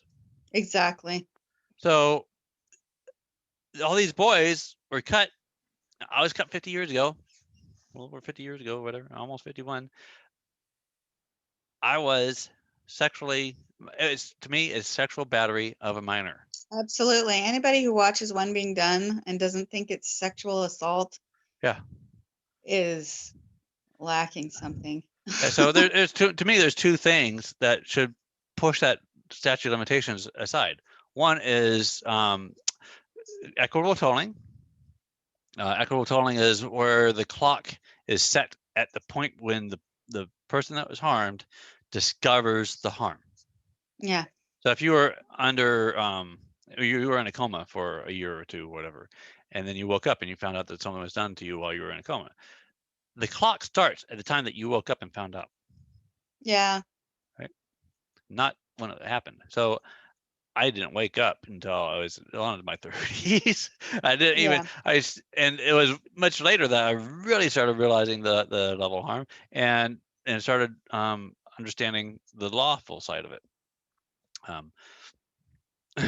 For those that have watched my other videos and or follow my blog, I have attempted to sue. I tried to sue the federal government.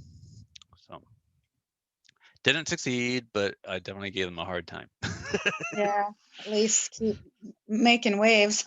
Yeah, exactly. And you're not happy with it. I mean, it's your body, and you're not happy with what was done to you without your consent. So at the very least, file a criminal complaint with the law Yeah. That doesn't take anything, and they had to generate a case for you. It's kind of a requirement of their job to do so.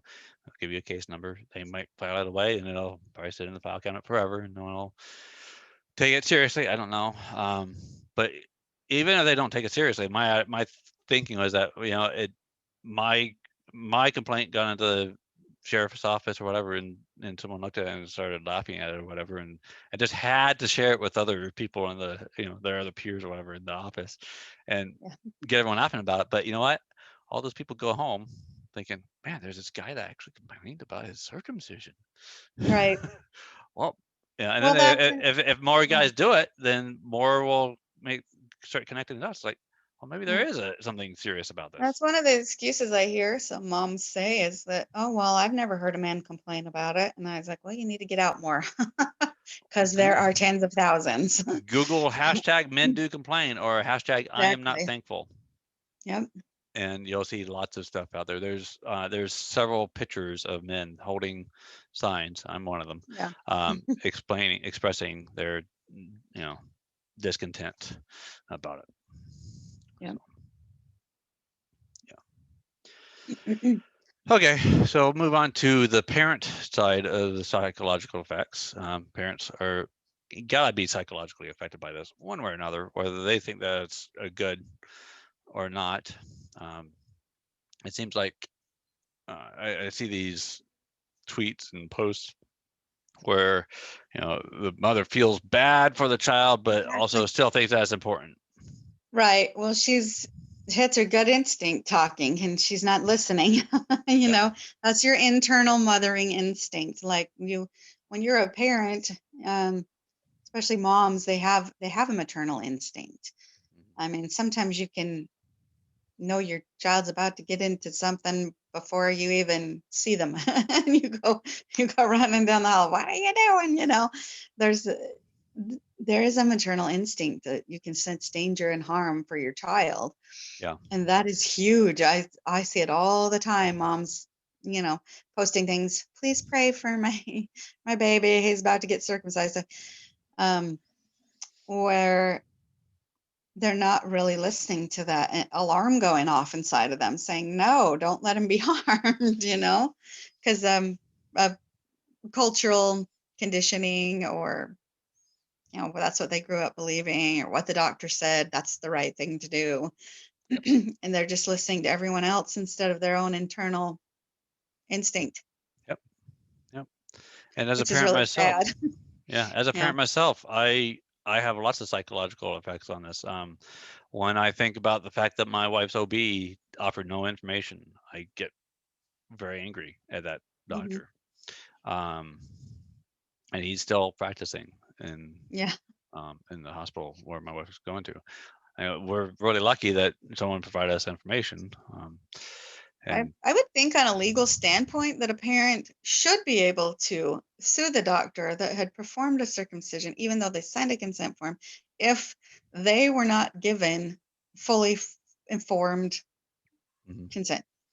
yeah, Meaning they were not told that death is a risk. They were not told that partial or full amputation of the glandis is a risk, and medial stenosis, if I said that correctly, the narrowing of the urethra. yeah. All of the things that could happen. If they don't have that information, then Yeah. I would think legally they could sue Or the things once that they happen find out 100% the of the time. truth. The fact that this person is going to be growing up without their prepuce Yeah. and the functions of it. Mm-hmm. People should be taught Well, what that you know, does. there are parents that don't know. I feel sad when parents get attacked because they don't know. They just fully believe that that's okay. It's normal to do, and it's not going to harm them. And Yeah. they are ill-informed Mhm. of the truth. Yeah, and they might think that we're just crazy people or whatever, trying to, you know, tell them what to do or whatever with their child, and when in Yeah. reality we just happen to know something that they don't, and we're trying to get them to accept that information, but they have that cognitive dissonance where things just kind of like seem to bounce off Yeah. of, because, you know, and that cognitive dissonance goes deep. It's multiple layers. It's not just the doctor that's, you know, suggesting it, which they shouldn't, but in fact I think they could get sued just for, you know, suggesting it at all, or I don't know. Yeah, they kind of peddle it like it's yeah. like they're salespeople. I don't think that technically they're allowed to prescribe it. And they do. If they prescribe drugs and medications, Right. but if they actually prescribe circumcision for an infant, Hmm. I think they could get sued for that. Yeah, From what I they should understand. be. Yeah. But they're acting more like car salesmen, and they're just suggesting Yeah. it, and then you're signing a waiver form or whatever. Yeah. But yeah, so that part makes me mad, and the other thing that really just gets me sick. It's just the idea. If I imagine sometimes that I could have let that happen to my child, and I'd be sitting here 15 years later Oh, with a I'm child right there with that you on that is one. harmed. Yeah. I have gone there with those thoughts. I'll just look up in the sky and go, thank you for letting me see the light before I let Yeah, that happen to my child. Because yeah, I don't think I could ever forgive myself. yeah. That psychologically for a parent that's had it done and then found out later has Mhm. just got to be maddening. I don't even, Yeah, I can imagine, but not entirely. yeah. So, as much as it might not be a regret parent, I feel like I can really sympathize with Oh, I those can. that Yeah, are regret parents. It's gotta be getting them psychologically. Um, absolutely.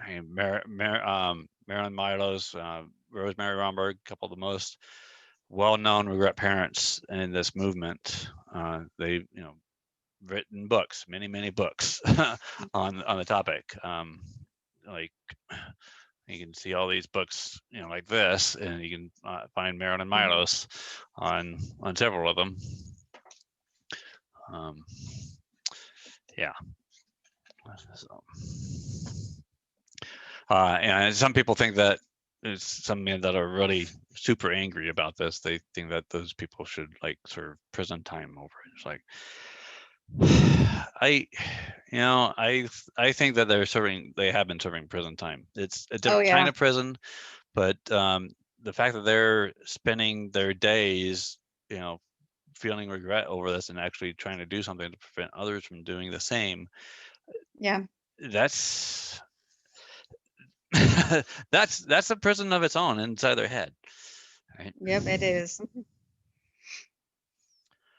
Okay, so the last people I identify for psychological effects are intact men. I could say intact people because I imagine women that are amongst cultures where most women are generally cut, they probably feel weird or odd or whatever being Yeah, amongst all their fellow women that are cut, right? They might yeah, feel, who knows what they feel, but I can imagine that they feel um, pity maybe for their peers because their peers aren't able to experience all of what nature gave them.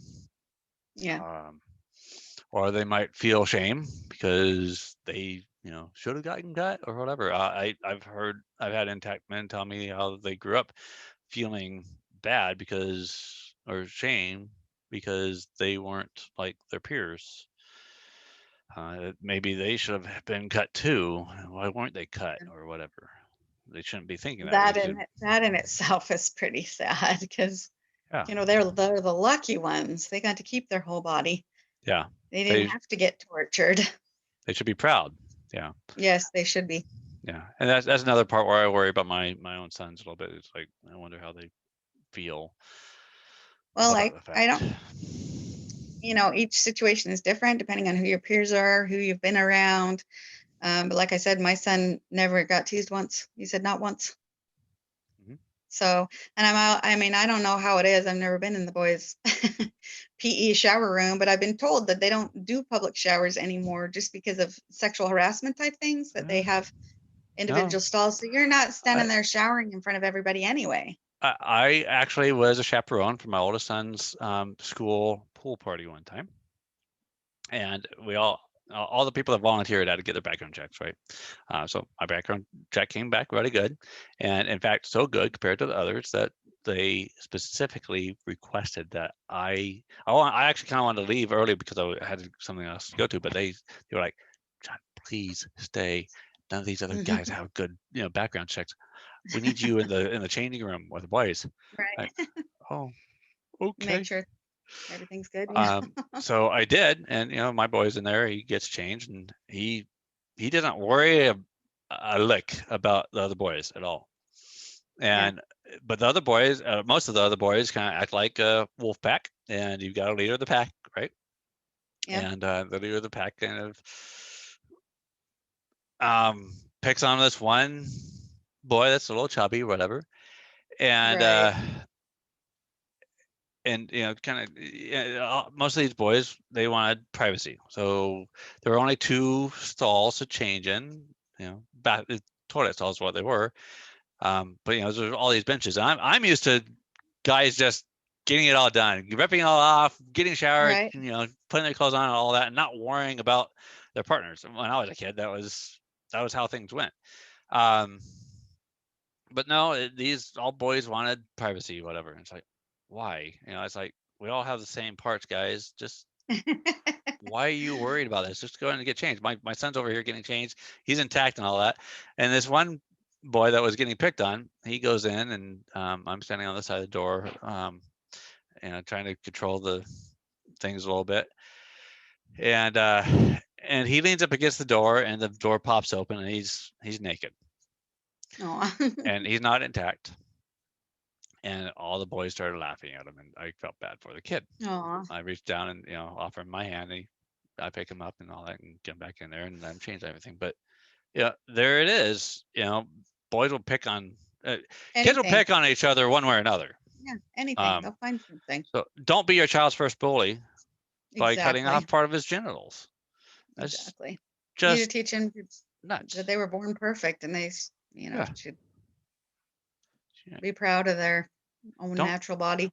Don't teach your children to give in to terrorists. Exactly. Don't teach your child consent. It just all. I don't understand how anyone could think that way when it comes to parenting. That they should. To me, that I guess maybe that's an overprotective thing. Some parents try to be overprotective, and then they end up causing the child to grow up not ready for the real world. But, yeah, because they're mean people out there. Yeah, and we want to be confident and as adults. So. Yep. Stand your ground. Okay. The next major section is about relationships. And we just kind of talked about peer relationships, kind of. I don't even have that on the list, but we were going into the psychological effects on intact individuals. But the first thing on the relationships is child-parent trust. Yeah. So if the child gets cut at an infancy, maybe it doesn't affect the trust too much. I don't know. It actually does psychologically, because that in infancy is when they learn trust. When they cry for they're hungry and they get their bottle right away, or if you let them cry and cry and cry and don't give them their bottle, trust is definitely the startings of learning trust is in infancy. That makes sense. Because I've taken some psychology classes, so I have a little bit of background there. Yeah. So if you're an infant and you're not getting what you need and want, and pain's happening to you and no one's coming to your rescue, does that make you even less trusting, not just of your parent, but of the world as you get older and you become, so you end up being desiring to be attached to your parent even more so. Yeah. Later on. So maybe that reduces. Or the opposite end, detached. Yeah. Yeah. So that might create some problems, like when it's time to hand the child over to a daycare. And the child doesn't want to be left alone at the daycare because they don't know the people, or I don't know. Well, different personalities in children are different too, but Yeah. trust is definitely learned from infancy. Yeah. One thing I am pretty clear about, though, is child-parent trust is definitely affected if the child gets old enough to start understanding how this is harmful and what they're missing and all, and they confront the parent about it, and the Yeah. parent doesn't. The parent reacts in a reactive, defensive way. Yeah. Or laughs at them, Oh yeah. makes fun of them. Oh man. Yeah. Yeah. Yeah. If you want to break a relationship with your child, do that. Yep. Yeah. And as a parent myself, having my children trust me is paramount. It's extremely Yeah. important. Yeah. No parent is perfect. And one of the biggest things is if you make a mistake as a parent, the best thing you can do is admit it to your child. Yeah. That, okay, I was wrong. Get mad at your child for doing something and ground them or whatever the case may be. And it turns out they weren't the culprit. You have got to go back and apologize to your child and admit you're wrong. That helps your growth and theirs. Yeah. Yep. And it creates a stronger bond between you and your child too. Yeah. Yeah. I personally, I don't blame my parents. I mean, I was born at a time when they're like the library They had, didn't. there these books. That's a shelf and a half of books on genital autonomy alone, and pretty much none of those books. I don't think any of those books existed when I was born, and they definitely didn't have the internet.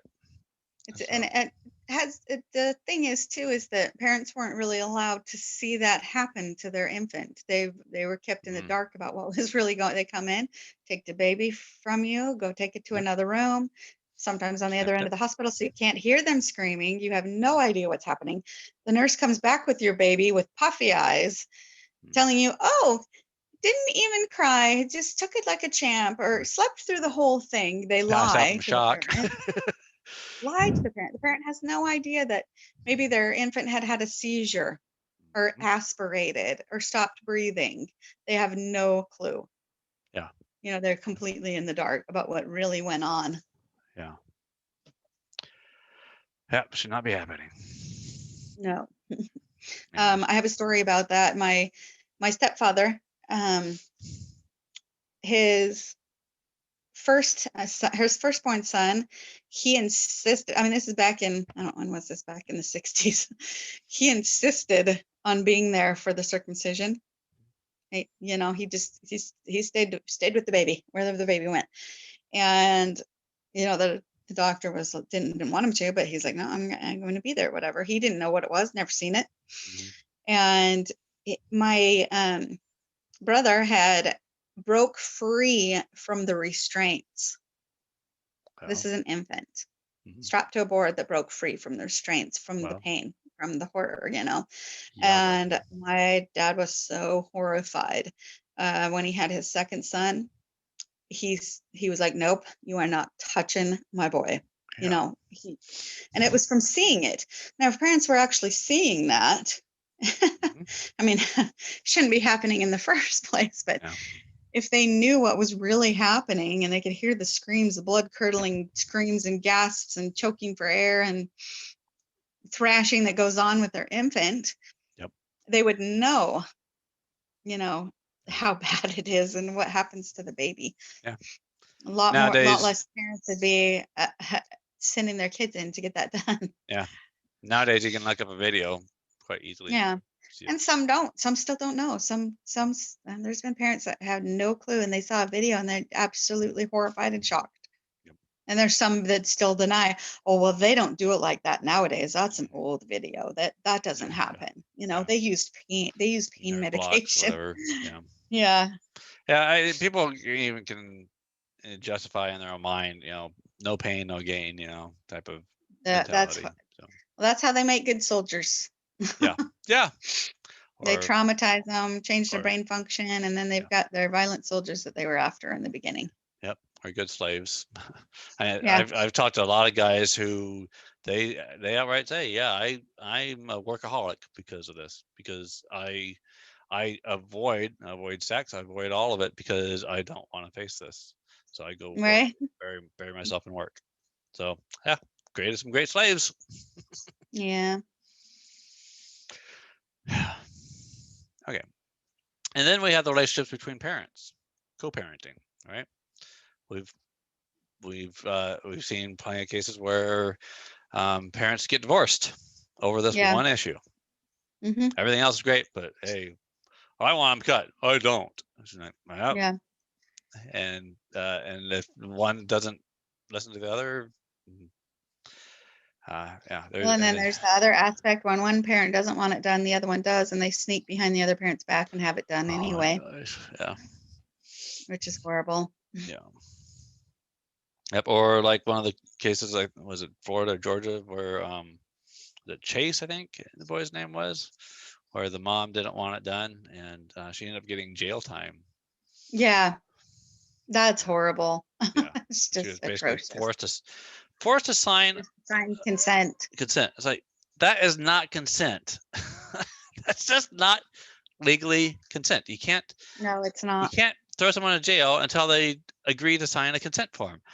That's Yeah, not for consent. cosmetic surgery on their child's genitals. That's insane. Yeah. So yeah, it would just I can just imagine a world where this just wasn't a thing, where genital cuddling rituals just wasn't a thing.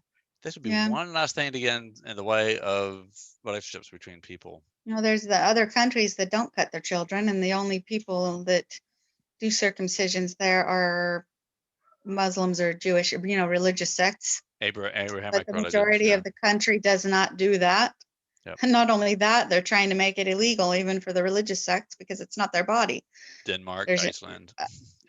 a person's religion should not be carved into the genitals of another human That's right.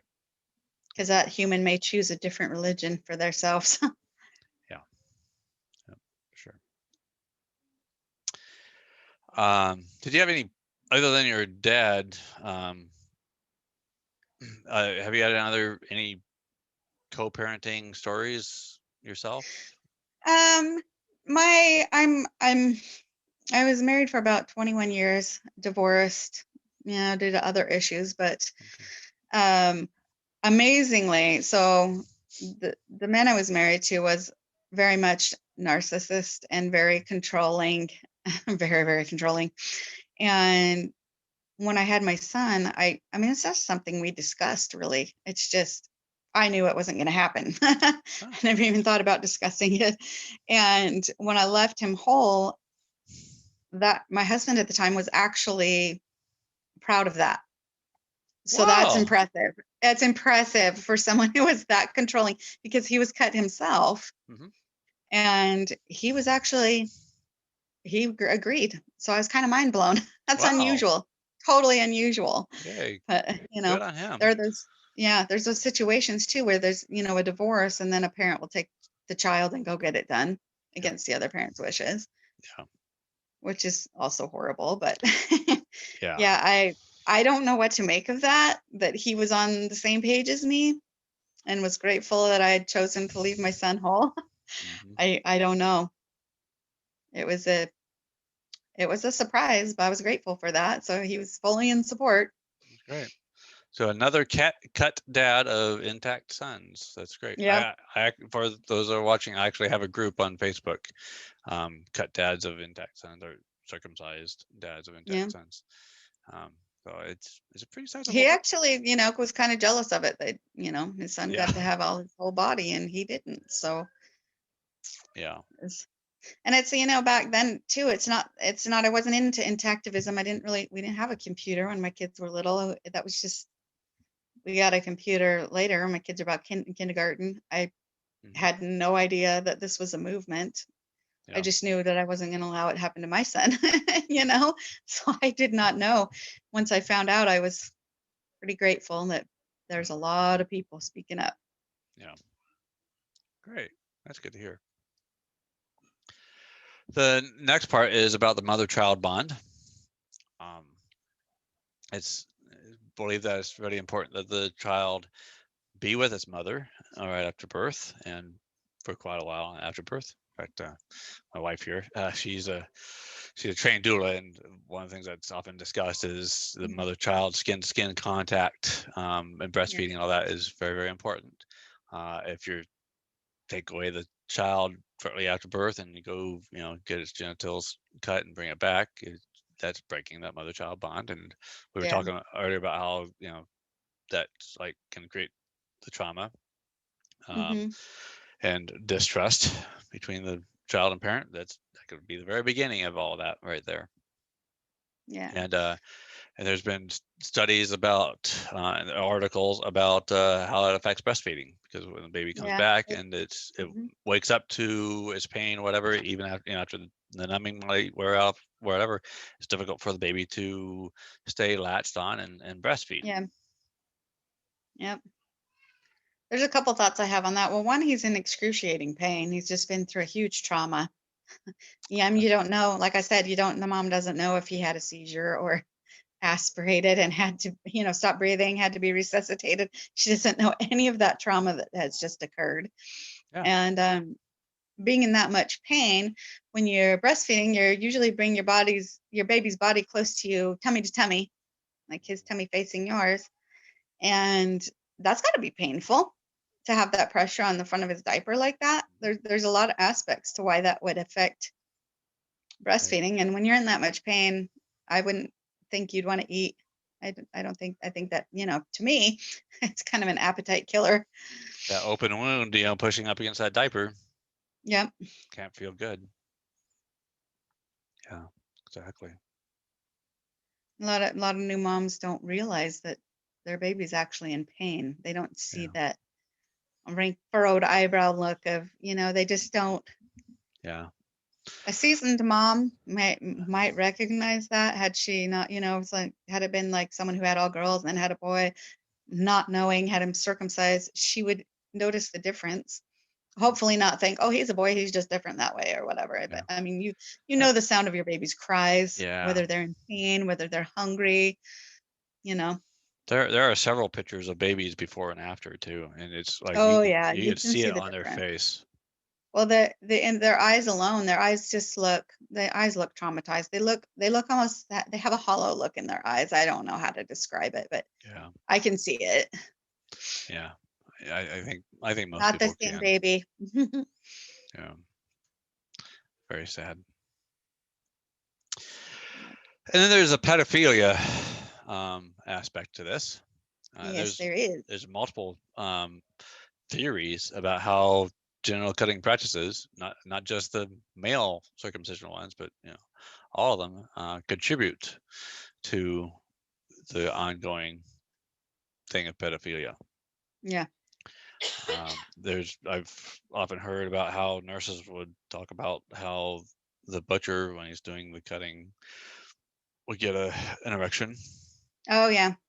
But this is my theory. Not everyone agrees with me on this one, but again, it's just a theory, right? So a man is missing much of his erogenous tissue, right? So he's kind of left with pressure as being one of the things that gets him to orgasm. Yeah. Well, when it comes to vaginas, you're gonna want a tighter vagina. Mm-hmm. Some people believe that young women, I've heard this. I've heard girls. Kind of what's that? I've heard those kind of statements. Yeah. They have tighter vaginas, so maybe that's physical attraction from older men to younger women. Mm-hmm. So, whereas an intact guy, he has his own stuff there, so he doesn't necessarily need that as much, right? Yeah. I was interviewing a gay guy, and he talked about how when he was going down a guy, the guy had him squeeze harder. Yeah. So, that's yeah.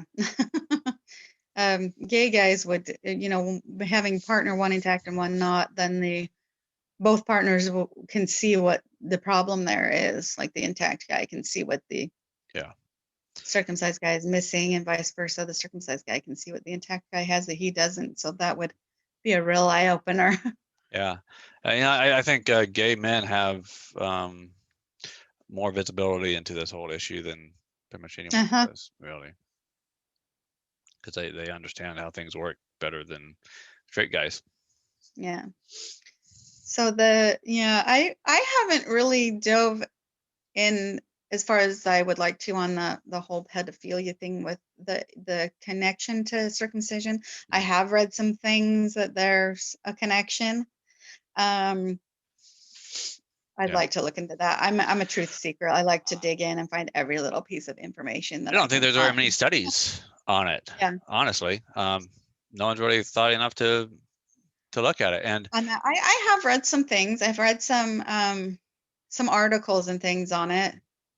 I haven't looked. The one thing I have looked into, and I actually thought I have had these thoughts before, and so I thought, okay, I'm gonna look this up because I'm curious.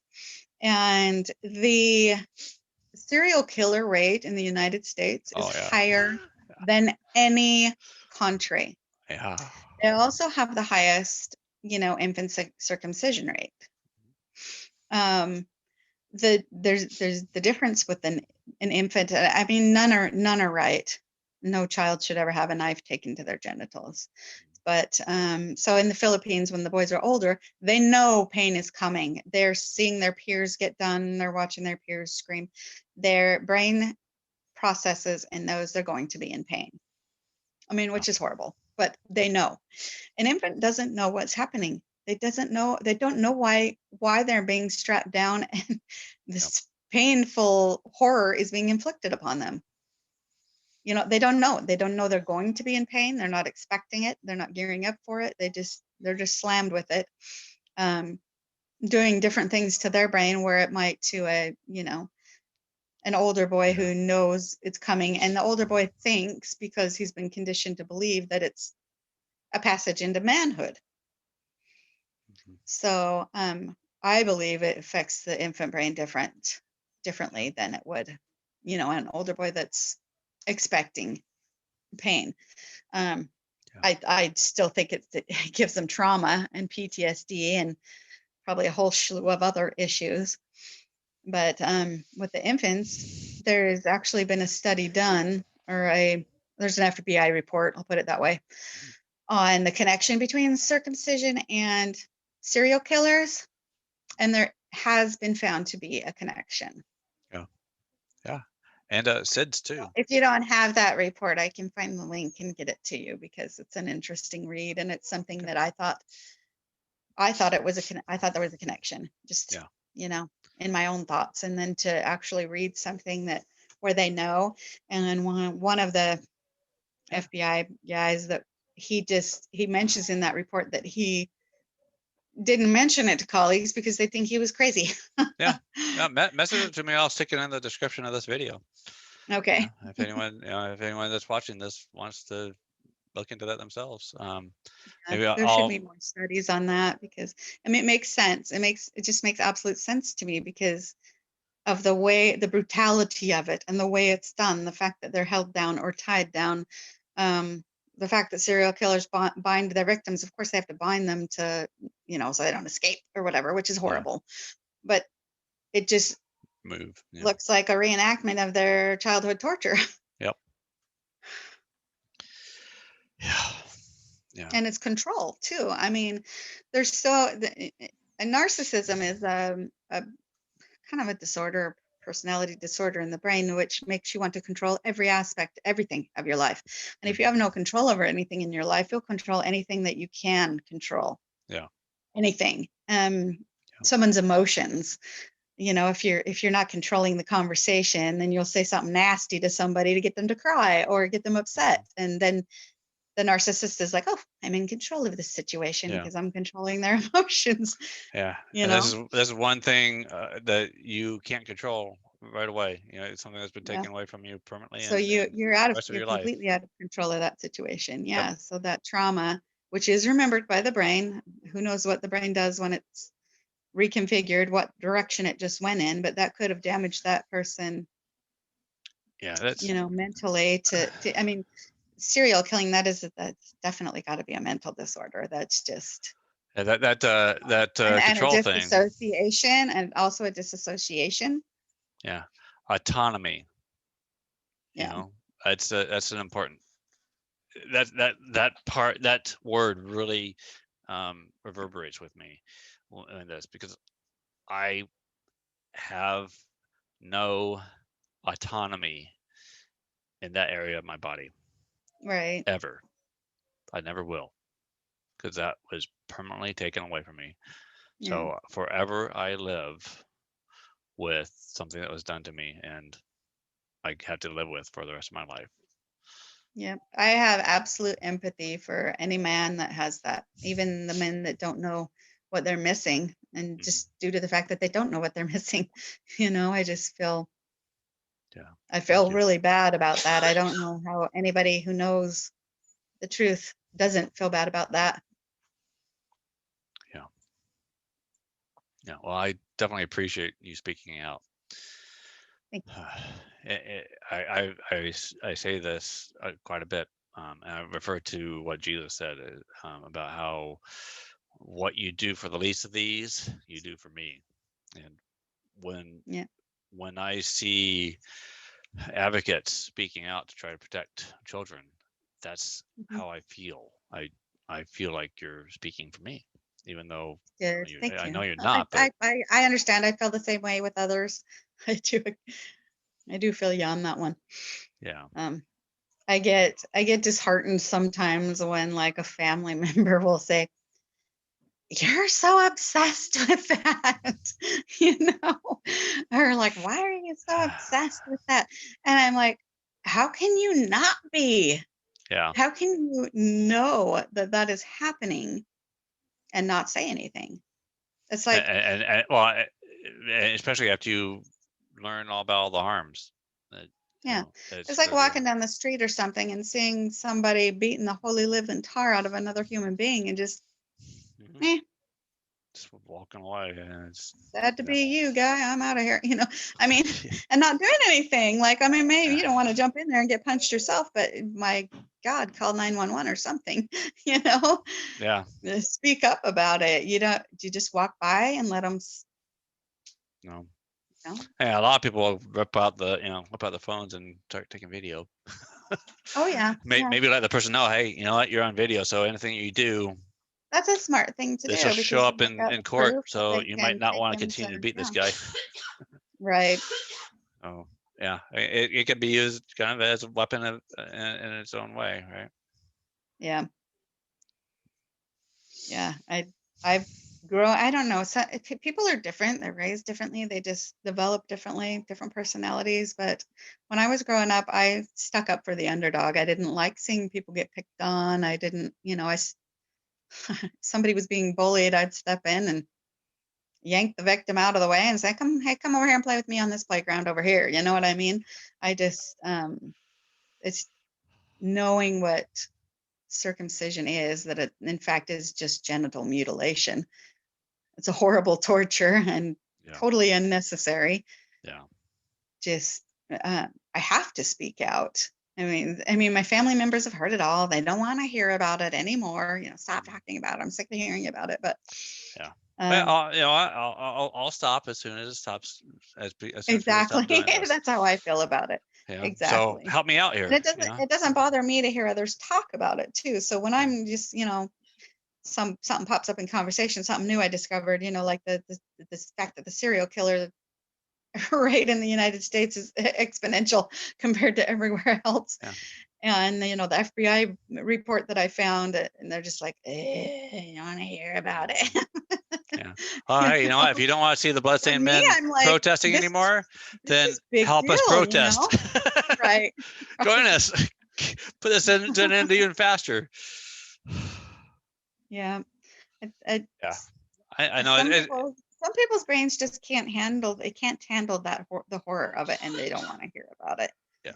I don't want to hear the horror of it either, but yeah, I can't not do something. Right. Me too. All right, then there's a doctor-patient relationships. Personally, I can't have a doctor treating me that is okay with this practice.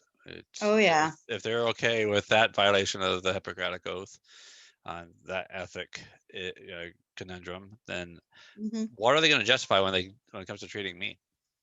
Yep. I'm the same way. I don't, like I said, I have a lack of trust.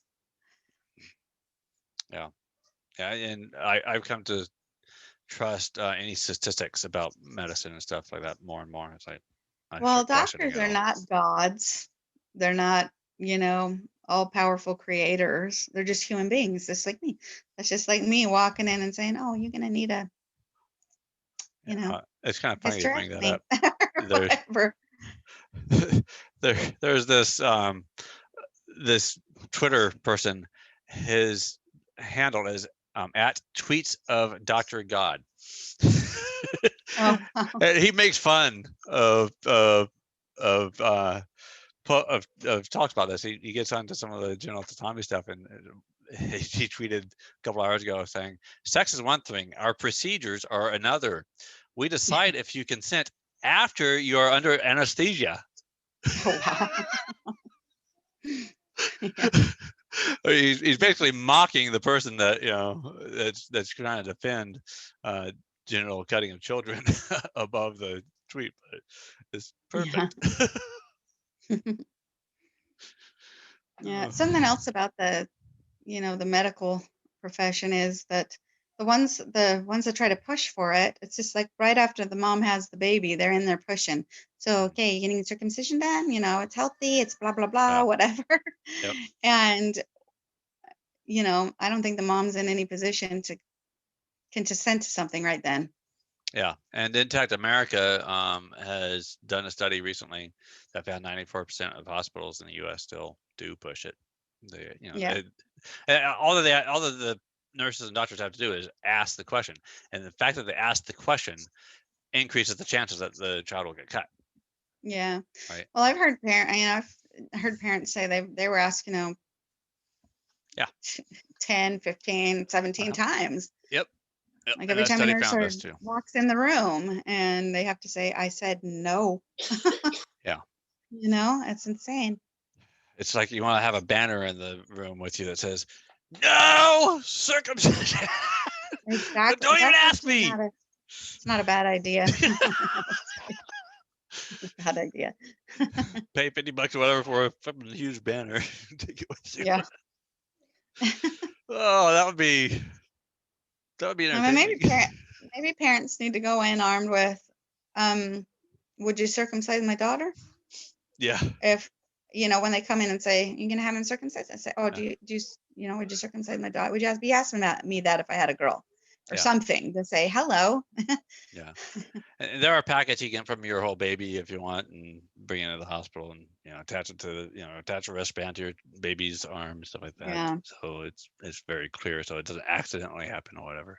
Well, I mean, and I've heard that too. One parent said they come in to take her baby out and get him prepped, and she's like, for what? "For circumcision." He's not getting circumcised? Oh, oops, sorry. Oops. You Oops. know, That's a humongous oops. scary. Yeah. Yeah. Scary. I kept my boy in my hospital room with me the whole time. I didn't let him out of my sight. Yeah. Friends and family relationships. That's the last one here. Definitely not That's the rough. least. When Yeah. they don't agree with you, or they Creates think a you're crazy and obsessed. yeah. Um when you're trying to share I information, it's Yeah, I post things on Facebook that randomly of circumcision things, anti-circumcision things, traumas that have happened to infants, and I've had people go off on me about it. And I had my best friend, actually, she commented on one of mine, and she I think it may have even been a post on my page that says, you know, who all here thinks that Heidi is crazy for being against circumcision? Because I, for one, watched a video of it and I never knew they did that to infants. She said, I am horrified. And, you know, she'd had her son done and she did not know what really happens. Yeah. So basically she stuck up for me and she said, she's right. You know, I So, saw that video and she's right. Like, you know, she was defending me, like all you people calling her crazy and getting on her. Maybe you better go watch a video and see what this is really all about. yeah. Well, yeah, the So, guy that thought that the world was round instead of flat, he was thought of as crazy too. And the guy that came up with Ohm's law, I thought that he was crazy too. the just the thought of people thinking that it's crazy to Yeah. defend children against people with knives at their genitals Yeah. is mind-boggling to me. It's the crazy part is taking the knives to a child's genitals. Yep. That's insanity. Yeah. Yep. Yeah. Question at people, but yeah. So, anyways, this definitely affects relationships with friends and family. My wife and I both have had friends and family that have cut us off, blocked us, unfriended us on Facebook. You Yeah. name it. It's pretty sad. I mean, that's again, that would be one other area where if genital cutting rituals wasn't a thing in the world, maybe we'd have more Well, friends. we wouldn't be looked at as crazy, right? It would Yeah, be crazy to do that. Like what you did, what? Like what are yeah, you talking about? Yeah. Well, in other countries it's crazy to do, you know. Some of them don't even know what that is. They don't even know that's a thing. yeah. So when they hear about it, they think that's insane. Mhm. Yep, and it's really good to hear from people overseas, speaking up for us. That Oh yeah. I really appreciate their Especially help when when they it's do their so. country that doesn't do it and then they hear Yeah. that it goes on over here and then they see and maybe some of our posts and things or hear somebody talking, that cute little Irish, was it Irish girl? I Mhm. don't know if you've seen her. Share it with me. If you have, I'd like to see that.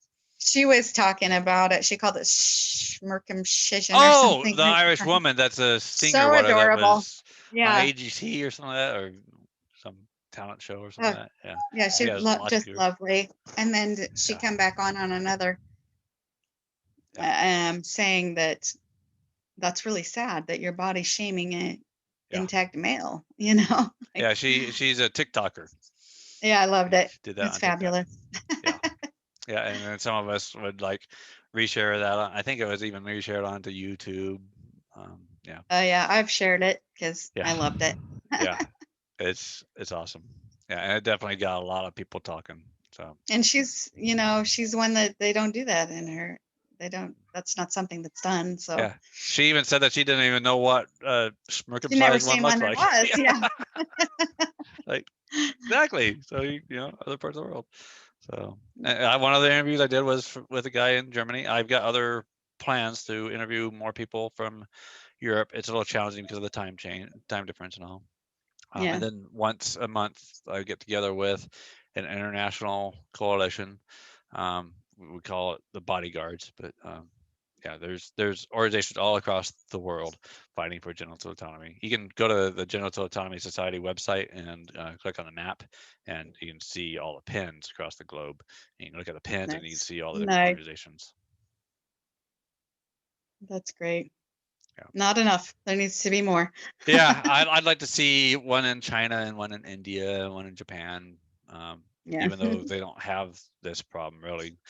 Well, they don't do that. And I honestly, I can't remember. I think it may have been Japan. I can't remember if it was Japan or China. They were starting to try to integrate it into their society. I'm probably the US and their, you know, I've heard some adults are doing it. medical So technology is trying to yeah, push it that direction, but hopefully that doesn't. yeah. Hopefully they're Well, I smart think enough. the way the US has gone into Africa with their um Yeah. I don't even know what to call it, their mission to circumcise all of African The men. voluntary male circumcision thing. Yeah. Voluntary, yeah, which Voluntary. is voluntary with fake propaganda.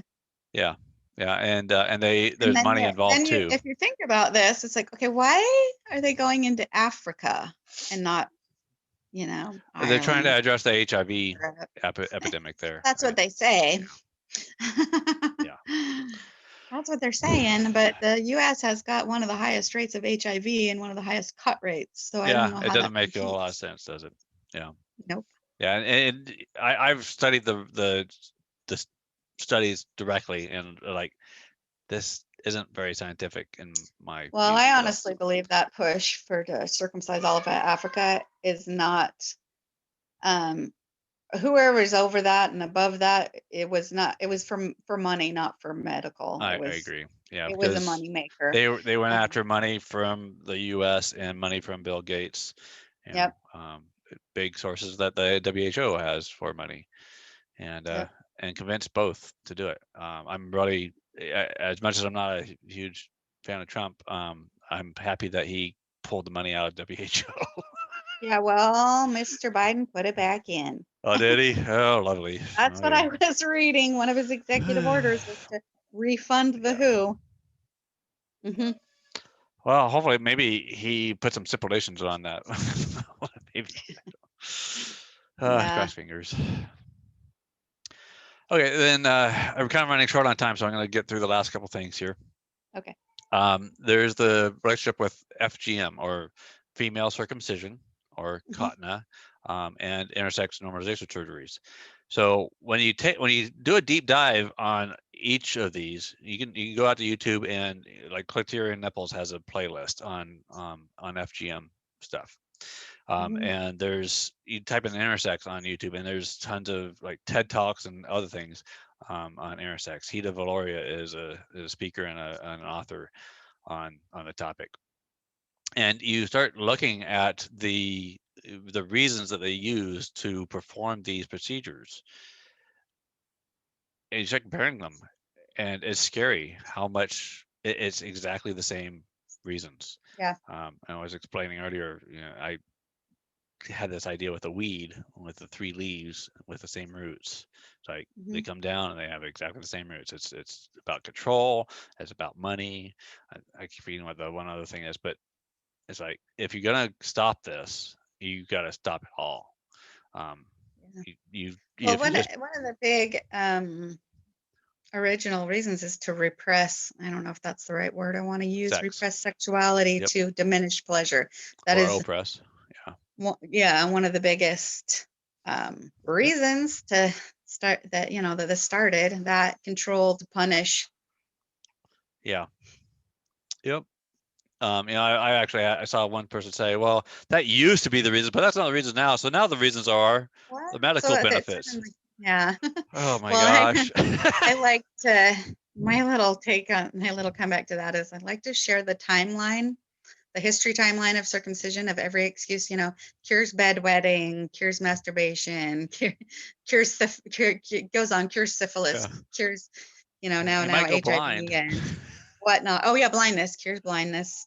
Mm, or prevents blindness, right? Was it Like, prevents blindness? I think it's prevents blindness. how do these Anyway, guys come up with these things all that stuff. and It's keep a straight face? it's whatever people will believe. It rolls with the times. What will they Yeah. believe now? I Yeah. mean, now that all the medical organizations are saying there are no health benefits. Now, I mean, it doesn't show it on the timeline, but now they're saying, oh, because you want it done so he'll look like dad. Oh, yeah, you don't want people to make fun of him. You want to have a good Dumbest looking excuses ever. penis. Yeah. Yep. They're trying to make ridiculous excuses to do it. Mhm. But I like to post the timeline and say, what will the next excuse be? Prevents COVID-19? You know, I would Yes. not be surprised. Yeah. Plenty of I would literally plenty of not posts be I've seen about that. It's surprised. like, yeah, that's gonna be the next one.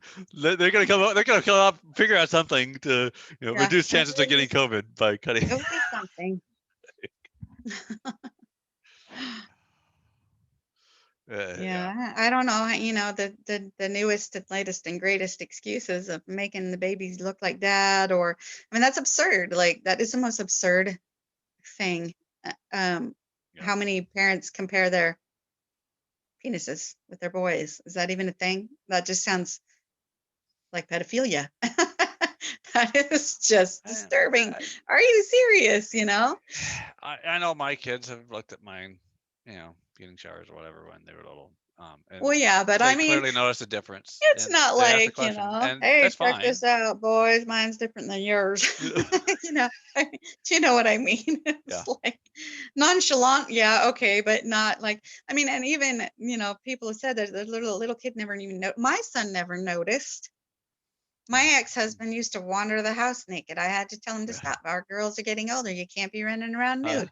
And my son never noticed. Like, as a little toddler, he never said, "Oh, well, yours looks different than mine." He didn't notice. So he was, and not until they get older enough to actually notice. Yeah. But yeah, I just think that's a goofy excuse to mutilate a child's genitals. For sure. Women don't do that. Moms, hey girls, come on, whip them out. Let's see what your vajages look like. You know what I mean?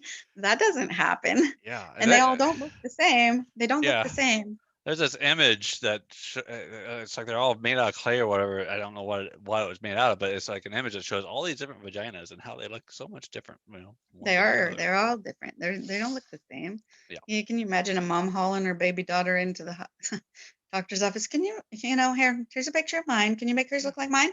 That just makes no sense. CPS, we have a crazy woman over here with her daughter.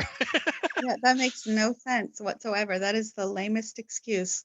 They all are lame excuses, but that is ridiculous. Gary. Or to make it look pretty. Uh-huh. Make it pretty. Yeah.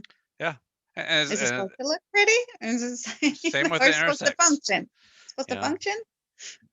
With the intersex stuff, it's like, okay, his penis is too small, or her clitoris is too big. Let's correct that so it looks like a real vagina, or let's correct that so it looks like a real penis. Yeah, and then they grow up and they're the opposite sex of what you just created them to be. And then you just screwed that up. They should let that decision be up to them. As long as they don't have any problem peeing or having, then they should just leave it and let them decide. For sure.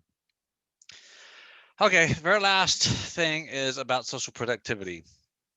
The first thought is, if these butchers, moils, doctors, whatever they are, weren't spending time cutting children's genitalia without a medical need, what would they be doing What instead? else could they be doing? Maybe something more productive? Yeah. Maybe fixing our COVID problem. Less productive. Exactly. Yeah.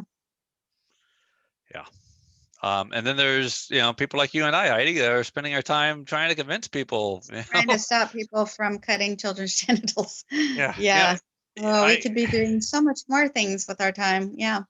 When the American Circumcision documentary came out, I was like, thank you. Something that covers the whole gamut of arguments all in one. It's like, I get to tell people, hey, go pop some popcorn and sit down and watch this video. Exactly. You would think that would work, but oh my gosh, some people just want to sit there and argue with me. It's like, I don't have time for this. I give you a video, go watch it, and then come back to me. It's like, don't sit here and waste my time. I don't have time to sit here and educate you and get through every single little layer of cognitive dissonance with you. I could, I ended up spending hours with you trying to discuss this, or you just go watch a freaking video that sums it up really quick, really easy, covers the whole debate, real nice and tidy. And it's, but that's biased. It's like, you haven't watched it yet. You've got people on there that actually promote the darn practice. I mean, serious promoters of the practice are on that documentary arguing in the debate. So don't say that it's biased. And you can't, it's really hard to say that I'm biased because I'm cut and I have 2 intact teen sons. I am not very biased. The only person that is less biased than me is the guys that got cut as adults. Yeah. Thank you very much. Now move on. I'm busy. Yeah. It's hard when you can't get through to somebody and they just refuse. You've got, that's your opinion. And I said, no, that's not my opinion. This is based on fact, not opinion. Opinion is whether you like, tea or coffee in the morning or whatever. Yeah, exactly. Here's a fact for you. It's highly innervated, highly vascularized body part. Yeah. Now tell me that that's an opinion. Right. Yeah, that shuts them up. I can move around a little bit, plug my phone in. Well, in about 6 minutes, Heidi, I've got I'm on the podcast with Brendan Marotta, the Okay, documentary guy, the American Circumcision documentary. I'm really excited about that, nice. and I want to get Very good. myself something to drink before I get into that. So I'm gonna have to wrap this up. So Okay, that's uh, great. thank you so much, Heidi, for everything you do. Thank you for speaking up for the next generation, the children, and thank you for doing this interview and sharing your thoughts and ideas and feelings about it. You're welcome, and thank you. I have to let you know that you were one of the first people that helped bring to my attention that there were groups out there fighting against Oh, really? circumcision, genital Oh, cutting. great. Yes, It's yes, good to I'm in hear. Washington. I'm in Washington, and you were in Washington. Washington State. Yeah. Yeah, Yeah. it was on some post that you reached out to me, and I was like, really? There's a Yeah. group. Awesome. Yeah. So thank you for that. Yeah, absolutely. All right, Heidi, enjoy your day. All right, you too. Bye.